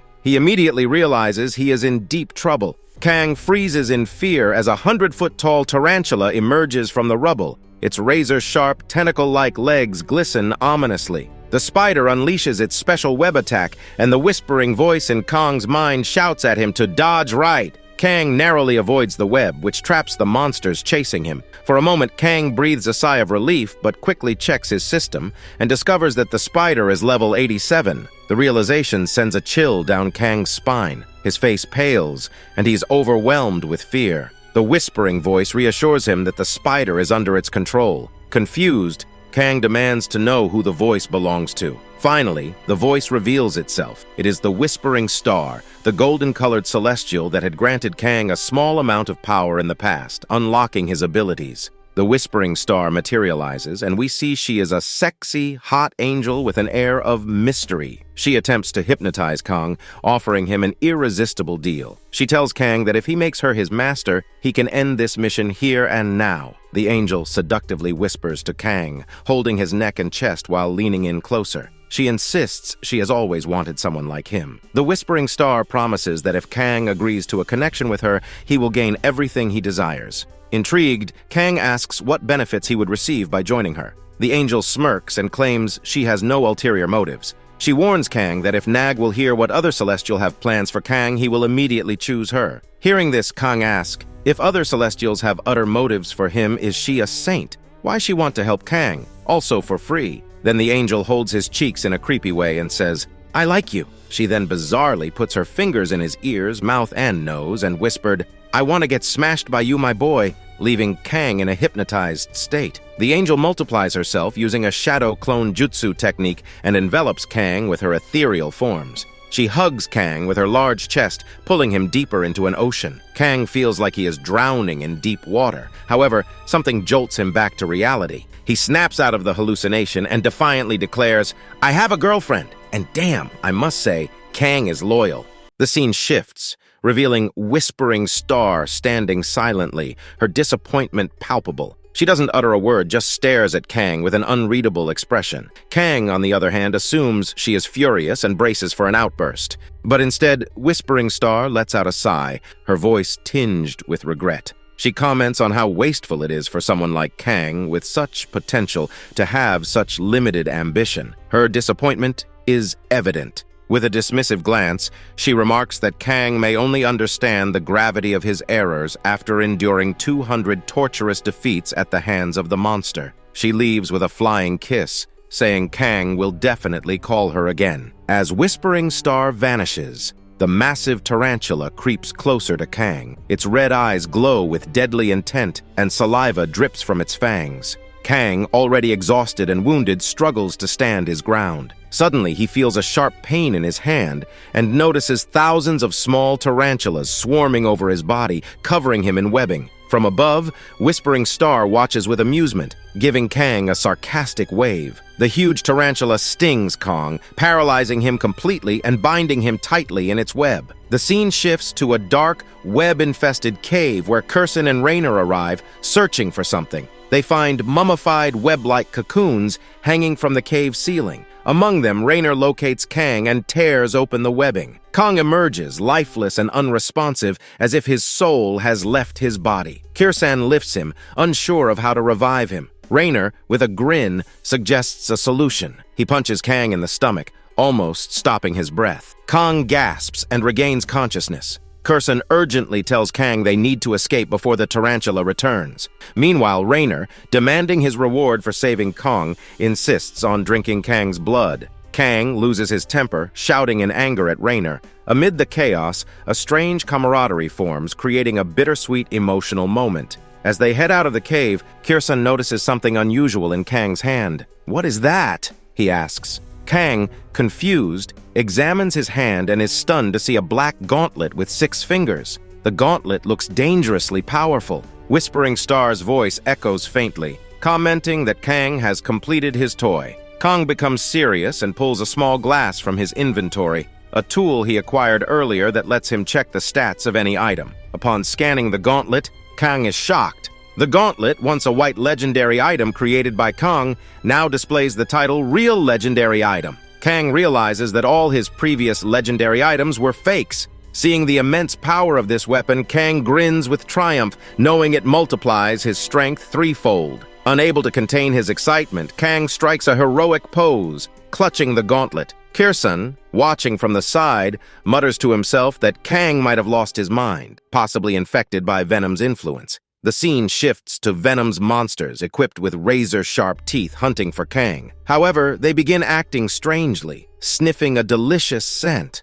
Drawn by the smell, they follow it to a dark seaway, where a swollen mosquito lands on one monster's neck and bites it. The bitten monster falls, and the other monsters, enraged, devour it. But the mosquito, now full of blood, viciously attacks the remaining monsters, brutally consuming them. The camera pans to the end of the seaway, where Kang stands, surrounded by mosquitoes. One mosquito bites Kang's finger, seemingly establishing a connection. Kang, now in control of the swarm, grins with sadistic satisfaction and declares, "This was too easy." After that, we see that all the monsters are eating each other raw. On the other hand, a swarm of mosquitoes fills their stomachs with Kang's blood and starts injecting it into one another. This causes the venomous monsters to turn on each other and devour one another. Meanwhile, Kang stands confidently, holding a mosquito in his hand, and says with a smirk that his plan is perfect. A cloud of mosquitoes buzzes around Kang, all sucking his blood. Then we are taken to a flashback where Kang begins experimenting with his family skill. Kang explains that using this skill to control a powerful being like Kerson requires a massive amount of mana. If Kang is summoning or commanding Kerson, he cannot command anyone else simultaneously. However, Kang discovers that he can control weaker creatures like mosquitoes in huge quantities. Kang realizes that he can either control Kerson alone or give commands to hundreds of mosquitoes at once. But because Kang is blackmailing Kerson by threatening to kill his family, he can control both Kerson and the mosquitoes at the same time. Kerson, watching this, feels both impressed and disgusted by Kang's methods. However, Kang's clever plan doesn't go smoothly. The mosquitoes suck so much of Kang's blood that he suddenly feels dizzy. Darkness clouds Kang's vision and he collapses to the ground. Kerson emerges from the tunnel and immediately lifts Kang onto his shoulder. But as they start to retreat, Kang senses a strange danger. He quickly recovers, pulls out his black dagger, and prepares for a fight. At the far end of the tunnel, Kang sees numerous glowing, bloodthirsty green eyes glaring at him. As the figures come closer, Kang's heart skips a beat. His entire body shivers as the terrifying creatures step into the dim light. A massive horde of soldiers, now turned into zombies, emerges from the darkness. These creatures, once human, are now deadly undead beings. Kang's system immediately alerts him, identifying them as hungry zombies of level 22. To Kang's horror, the system also reveals that these creatures exist in thousands. The zombie commander, a grotesque and imposing figure, commands his army with a roar to devour Kong. Immediately, the zombies and goblins charge toward Kong like a tidal wave of death. Kong reacts quickly, throwing his dagger at the nearest goblin, piercing its head. As the goblin collapses, Kong briefly thinks, "If I destroy the head like in the movies, they'll stop." But to his shock, the zombies don't stop. Even after their heads are destroyed, they continue their attack. The goblin Kong killed, however, had traces of Kong's blood on the dagger. This creates chaos among the zombies as they turn on one another, starting to rip each other apart. Kang, realizing this is his chance, scrambles up a nearby ladder to escape from the tunnel. But the zombie commander notices Kang's movements and screams in rage, calling his underlings idiots. The commander's deafening roar brings all the zombies' attention back to Kang. They stop attacking each other and once again charge toward him. Kang, with adrenaline pumping, races up the ladder. Kang is rushing out of the tunnel with full force, and the commander shouts at all his fellow members to follow him. Kang hurriedly breaks through the top cover of the tunnel and finally reaches the surface of the city. He anxiously waits for all the zombies to emerge from the tunnel. Kang is tense and deeply worried because these zombies are not ordinary. They are trained in martial arts. Kang himself is trained, but these zombies are immortal. Suddenly, a zombie wielding an AK-47 emerges from the tunnel and starts shooting at Kang. To Kang's surprise, zombies also appear from another tunnel, flanking him, and begin firing. Kang is utterly shocked to see that these zombies know how to shoot, and he realizes the dire trouble he is in. If these zombies manage to overwhelm him, Kang wonders how he could ever recover from such a scenario. Suddenly, Kang hears the sound of marching behind him. His heart sinks. Slowly, he turns to look, and his eyes widen in horror. All his courage seems to drain from his body as he sees that he is surrounded. Zombies and venomous monsters glare at him with massive teeth and long, slimy tongues, ready to devour him piece by piece. Kang understands that escape is almost impossible. Checking his system window, he notices there are 46 minutes left, but those 46 minutes feel like an eternity. Kang knows that if the zombies and venomous monsters get to him, they will torture and consume him slowly. The zombie commander commands his soldiers to eat him alive, savoring every moment until no flesh remains. Meanwhile, the venomous monsters begin closing in from behind, eager to devour him. Kang, in a desperate move, pulls out a crystal mousse from his pocket and crunches it. Instantly, an intense surge of mana floods through his body, overflowing with power. Kang activates his domain expansion, releasing an intense shockwave that ripples through the area. The zombies suddenly stop attacking Kang and turn their attention to the venomous monsters, engaging in a fierce and bloody battle. Zombies begin biting into the venomous monsters, while the monsters retaliate, tearing the zombies into shreds. Kang stands back, smiling as chaos unfolds. Kang explains that his domain expansion had injected intensified blood energy into the venomous monsters, amplifying it by 100%. The result? The zombies and venomous monsters turned on each other, leaving Kang untouched. Kang believes this plan will buy him the precious 46 minutes he needs, but suddenly a gunshot rings out from behind. Kang barely dodges the bullet, relying on his sixth sense. Turning, he sees the zombie commander with over 50 trained military soldiers equipped with automated rifles, all aiming directly at him. Kang is confused. Why didn't his domain expansion affect these soldiers? Realization dawns. These soldiers are out of his range. The zombie commander shouts an order. "Pick up your rifles and fire hard on him!" Before the soldiers can act, an intense slash echoes through the air. In a single strike, Kerson appears and decapitates all the zombies in one swift motion. Kerson turns to Kang with a cocky smirk and says, "You can save the thanks for later." Seeing Kerson, Kang's heart swells with joy as though reliving a personal victory. In Kerson's hands is a massive black scythe, a legendary weapon forged by Kang himself. The scythe has a unique ability. It actively tracks and kills enemies Kerson targets. After eliminating its foes, the scythe returns to Kerson like Thor's Mjolnir. With a devilish grin, Kerson confidently swings his scythe, emitting an aura of menace. Together, Kang and Kerson prepare to face the next wave, ready to unleash chaos. After that, Kerson kills all the zombies in a single slash and stands in a heroic pose, imitating Kang. On the other hand, Kang looks behind and thinks that finally, Kerson is also adopting Kang's personality. But the zombie commander doesn't like this at all. The zombie commander picks up the gun of his dead comrade and starts shooting at Kerson again. However, the gun freezes due to Kerson's black scythe. Taking advantage of this, Kerson cuts the commander's hand and gun in half with a single swing. Not only that, he kicks the zombie commander with a powerful blow. Kang watches as Kerson kills the zombies one by one and thinks that if it were a few days earlier, even if Kang had ordered Kerson to do a task, Kerson wouldn't have done it properly. But ever since Kang gave Kerson the black scythe as a gift, Kerson has become totally tame. Kerson seems to like Kang a lot now and listens to everything Kang says. While Kang is lost in these thoughts, the Venom Hulk monster hits Kang with a powerful smash. Kang barely dodges and finds himself surrounded as the monsters close in on him. Due to the effect of Kang's domain expansion, the zombies catch the Venom monster again, and another fight breaks out between the zombies and the Venom monster. Kang looks to his left and right, noticing the increasing number of zombies and Venom monsters. To make matters worse, Kang's domain expansion starts to fade. Kang is having a hard time surviving the situation, but then a massive, humongous red tornado appears in the sky. It is a swarm of mosquitoes. Seeing the mosquitoes, Kang realizes he might have to use his secret weapon. Kang tells himself that it took him a long time to create this weapon,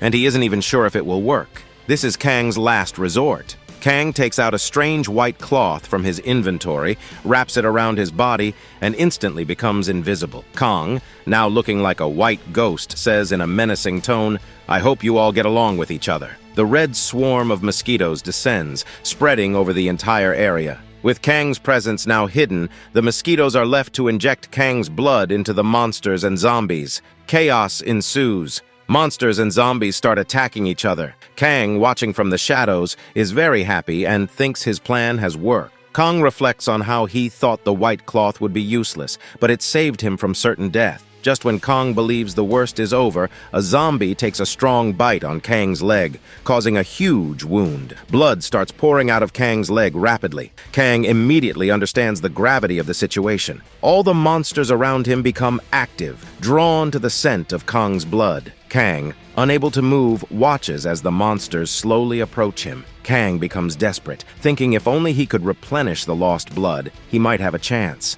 Suddenly, Kang notices the blood of monsters pooling on the ground. A sinister smile spreads across Kang's face as he commands his team of mosquitoes to suck the blood from the venomous monsters. The mosquitoes obey, draining the monsters of their blood. The monsters collapse, turning into skeletons. The mosquitoes then inject the venomous blood into Kang. As the monster blood enters Kang's body, he screams like a madman. A shockwave emanates from him, sending all the mosquitoes flying. Kang starts experiencing intense pain, losing consciousness, vomiting, and collapsing onto the floor, crying intensely. But when a monster approaches to deliver the final blow, swinging its claw to cut Kang's neck, something unexpected happens. The monster's hand shatters upon impact. In an instant, Kang flies through the air and cuts off the monster's right hand. When Kang's full form is revealed, his face resembles a zombified monster. Kang starts laughing like a psychopath, his laughter echoing like a maniac. Suddenly, Kang lets out a menacing roar. Kang becomes a bloodthirsty monster. He wears a white cloak, resembling a moon knight, and flies into the air with a menacing presence. Kang lands forcefully on the back of a venomous monster, crushing its spine with sheer power. With immense strength, Kang grabs the mouth of the venomous creature, forcing it open. His teeth transform into razor-sharp fangs, mirroring those of the venomous monster. Kang widens his mouth and with a crunch bites off the monster's head, consuming it whole. The system immediately notifies Kang that he has absorbed a new type of blood. All the characteristics of the venomous monster are now part of Kang's body. Additionally, the system announces that his ability will increase by 30%. However, there's a drawback. Kang's body becomes immobilized as the monster's blood spreads through his veins. Kang collapses on the spot, unable to move. Suddenly, Kang feels an excruciating pain coursing through his body. He looks at his hand and notices enlarged veins and shriveled flesh. His heart feels like it's being crushed, and the agony is so intense that Kang screams loudly, his mouth opening like a madman. It feels as though every part of his body is being devoured. Meanwhile, the scene shifts, showing Kang in this torment, slaughtering zombie monsters like a raging beast. The system continues to notify Kang, declaring that constellations such as the Starving Star, Conquering Star, Whispering Star, and Monarch Star are watching him intently. Kang looks up, addressing the constellations with a defiant snarl, saying that they enjoy watching people in agony, forcing them to beg for help. But Kang is not like other people. Even if he stands at the brink of death, Kang will never plead for their aid. With a mighty roar, Kang leaps into the air and slams back to the ground with a bam, creating a powerful shockwave that sends everything around him tumbling. He moves at blinding speed, annihilating every zombie monster that crosses his path. However, his energy suddenly depletes, and he collapses to the ground. A massive, hulking venom monster, rippling with six-pack abs, jumps into the air and slams onto Kang with a thunderous bam, crushing his ribcage. The venom monster grabs Kang's head, pressing it hard into the ground. Meanwhile, 5 more monsters, equally bulging with muscle, land around him. They take turns pummeling Kang's stomach with relentless blows, causing his intestines to spill out. The pain becomes unbearable as Kang's body writhes in torment. Suddenly, 5 to 6 more venom monsters appear, surrounding Kang's head. They open their gnawing, razor-sharp mouths, ready to devour him alive. All the monsters are devouring Kang's stomach, legs, and neck. The creatures are eating Kang slowly, bit by bit, and with every passing moment, Kang's body is losing its life. The problem here is that as soon as Kang's health drops below 10%, the system restores Kang's health again, and the monsters continue eating Kang's body parts. This turns into an endless cycle, but suddenly Kang's inner demon awakens. Kang bites into a monster's neck with his razor-sharp teeth and eats its head in one vicious blow. After that, Kang goes crazy. Kang shouts, "All the fucking bastards will be eaten one by one!" Kang stands up, blood dripping from his mouth, and declares, "I will fucking tear you limb from limb, every single one of you!" Saying this, Kang roars loudly and leaps into the air. One by one, he grabs the heads of the venomous monsters and smashes them like watermelons. Not only that, Kang starts enjoying this primal rage. One after another, Kang devours the monsters whole. With a psychopathic grin, Kang says, "You came to eat me, right? Well, now I will eat you all!" On the other hand, the scene shifts. We see the lower body of the zombie commander completely destroyed as it drags itself away from the battlefield. The zombie commander, now trembling, looks at Kang and thinks, "This human, he's more dangerous than any monster." The zombie commander no longer wants to eat Kang. All it wants is to escape this horror. But as the zombie commander moves forward, it sees something terrifying. Sitting atop a pile of corpses, devouring every last bit, is none other than Kang. Kang genuinely looks like a bloodthirsty demon. Seeing Kang, the zombie commander freezes in fear, its condition worsening with every passing second. Kang's razor-sharp teeth gleam under the blood-red moon. Slowly, Kang steps forward toward the zombie commander. His red, glowing eyes pierce through the darkness.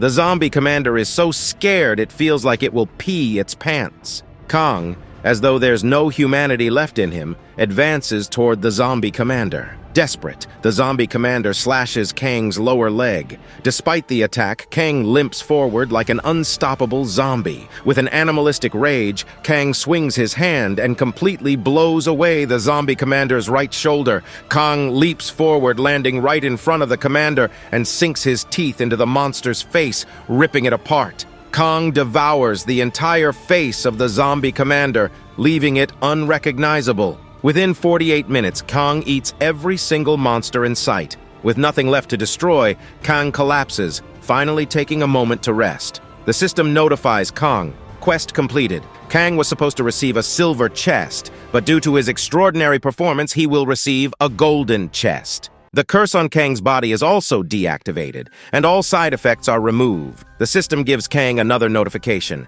You have absorbed a part of the monster into your body. Finally, Kang slowly opens his eyes, taking a deep breath of relief. He looks at the red sky, where the ominous red moon is clearly visible. Kang feels an intense hunger clawing at him and wonders if this hunger will one day kill him. But for now, Kang relaxes, thinking this hellish quest is finally over. Before Kang can enjoy his relief, he hears a horn blaring loudly behind him. The sound sends a chill down his spine. Kang stands up, ready for another battle, and sees a huge black shadow army approaching him. The nightmare is far from over. After that, shadows begin to appear. Kang notices a strange group of masked individuals dancing and singing as if celebrating a festival. They play instruments while moving closer to him. Among them, one figure stands out, a person wearing a black mask with a black seal pack, tape wrapped around their face, and riding a massive angelfish monster holding a red iron handle like a horse rider. Kang's eyes widen as he sees not just one but hundreds of orcs, each with a black seal on their face and pieces of wood tied around their necks, pulling a grand carriage. All these monsters have levels ranging from 50 to 120. The sheer power radiating from them leaves Kang's condition deteriorating rapidly. He wonders who or what could possibly command such terrifying creatures. Finally, the carriage halts. From inside, a dark, elegant shadow slowly descends. Standing tall in front of Kang, the figure speaks. "I never thought humans were still alive in this world." The shadow's full appearance is revealed, and Kang is left speechless. The being is stunningly gorgeous, but undeniably demonic, with black skin adorned with intricate gold jewelry. With a maniacal, psychopathic smile, he repeats, "I never thought humans were still alive in this world." Kang notices the name Karo appear, marked at level 118. A shiver runs down Kang's spine. Karo steps closer, his piercing eyes locked on Kang. He taunts Kang, questioning how such a low-level human has managed to survive. Karo leans in, tasting the blood from Kang's cheek, smirking as he comments on its quality. Without warning, Karo kneels, picks up the decapitated head of a zombie, and brings it before Kang's feet. Kang, already terrified, watches as Karo performs a magical spell, and miraculously, Kang's injured leg is fully restored. Standing elegantly, Karo moves a little ahead of Kang and beckons him, saying in a regal tone, "Follow me! Something as precious as you should be welcomed with a glorious occasion and the finest food." Karo then asks Kang, "Are you from the family of the Shattering Star?" "I am one of the people of the Shattering Star." Before Kang can respond, he understands Kawaro's intentions and boldly replies, taunting him, "I have no intention of becoming a mere delicate like you." Hearing this, Karo bursts into maniacal laughter. Tears stream down his face as his sharp, pointed tongue slides out, licking his lips. With a psychopathic smile, Karo asks, "Do you know the simplest and most basic craving of this world? It's hunger." Karo begins to recount his tragic past. He explains that when he was human, he worked tirelessly to fight monsters but failed at every turn. Despite his efforts, Karo couldn't protect his family, and they were all slaughtered. Rage fills his voice as he shouts, "I tried so hard! I fought everything, but all my hard work was wasted!" He describes how the world descended into hell, leaving him no choice but to accept the offer of the Shattering Star. Fixing his threatening gaze on Kang, Karo declares, "You should join me. Together we will devour the whole world like a snake." He extends his hand, his eyes gleaming with intensity, repeating his demand. Kang, however, remains silent. The tension builds as Kang simply sits there, creating an awkward silence between them. Meanwhile, back on Earth, Yumin senses that Kang is in grave danger, her instincts screaming for answers. Now back to hell. Kang slowly deactivates the gauntlet on his right hand and tells Karo with a sly smile that maybe now Kang has no option left. Kang slowly gets up and walks toward Karo. Karo assumes that Kang has come to join him, and all the weird masked monsters watch closely. Kang approaches, holds Kawaro's hands elegantly, and suddenly bites his hand. Karo screams in pain and throws Kang away, shouting, "How dare a damn beast bite royalty like Karo?" On the other hand, Kang gets up, dusts himself off, and taunts Karo. "Why does the taste of your blood feel worse than a zombie's?" "Oh, wait, I know. It's because a traitor's blood should taste that way." The word traitor echoes in Kawaro's mind. Furious, Karo sticks out his tongue, licking his own face, and growls in anger. "How dare you call Karo a traitor?" With rage, Karo steps in front of Kang and declares, "The last human in hell should die. Karo gave you plenty of chances, but you love to die, don't you?" But Kang smirks, his confidence unwavering. Kang knows Karo can't kill him, The shattering star clearly has plans for Kang, plans that won't allow his death. Kang taunts Kawara further, his smirk widening, knowing no matter what Kawara does, Kang won't die. Infuriated, Kawara grabs Kang by the throat and floods Kang's body with his deadly aura. Slowly, Kang's body starts to burn. Kawara watches Kang suffering with glee and says mockingly, "Can you believe you're calling Kawara a traitor? Do you even know the past? Did you really fall from the sky? Does Kang truly think Kawara sided with the monsters to exterminate all humans? You know nothing of the past, so don't you dare call Kawara a traitor!" Just as Kang is on the brink of death, Kawara senses an intense aura from behind. The system notifies Kawara. The monarch celestial star is warning you. A massive shockwave erupts, sending Kawara flying far away. Kang slips from Kawara's grasp and collapses to the ground, unconscious. The celestial star's power reverberates, knocking Kawara's entire group away as well. Panicked, Kawara slams his head into the ground, begging for forgiveness. "I didn't know the celestial star had a plan for him." Trembling, Kawara gathers his group and flees. Meanwhile, Kang lies motionless on the ground, still unconscious, as the remnants of the celestial star's shockwave linger in the air. Finally, after a long time, Kang comes to his senses and slowly starts getting up from his place. Kang is very irritated and angry. He spreads his hands, looks up at the sky, and shouts to the Celestials that they can do anything they want, but Kang will never surrender to them. Exhausted, Kang falls to the ground and becomes unconscious. He remains on the ground for almost half an hour. During this time, Kang gets a vision of Yumin waiting for him on Earth. In his dream, Yumin is calling out to him. Finally, Kang opens his eyes and sees Rainer standing over him. Rainer opens her eyes wide and shows her thigh to Kang. Confused, Kang asks, "What did you do with your thigh, Rainer?" Rainer calmly explains that Kang was unconscious on the ground, and while unconscious, Kang bit her thigh and sucked her blood. Rainer assures Kang that it's fine because she has no problem with it, as Rainer always sucks Kang's blood. She adds that when Kang sucked his blood, Kang's health improved, and Rainer had also sucked Kang's blood while he was unconscious. Kang is startled, but decides to check his rewards. As soon as he does, he notices a purple-silver chest with a snake icon on it. Kang understands that this chest is going to be very special. He opens it and finds a platinum card. Kang had seen silver and gold cards before, but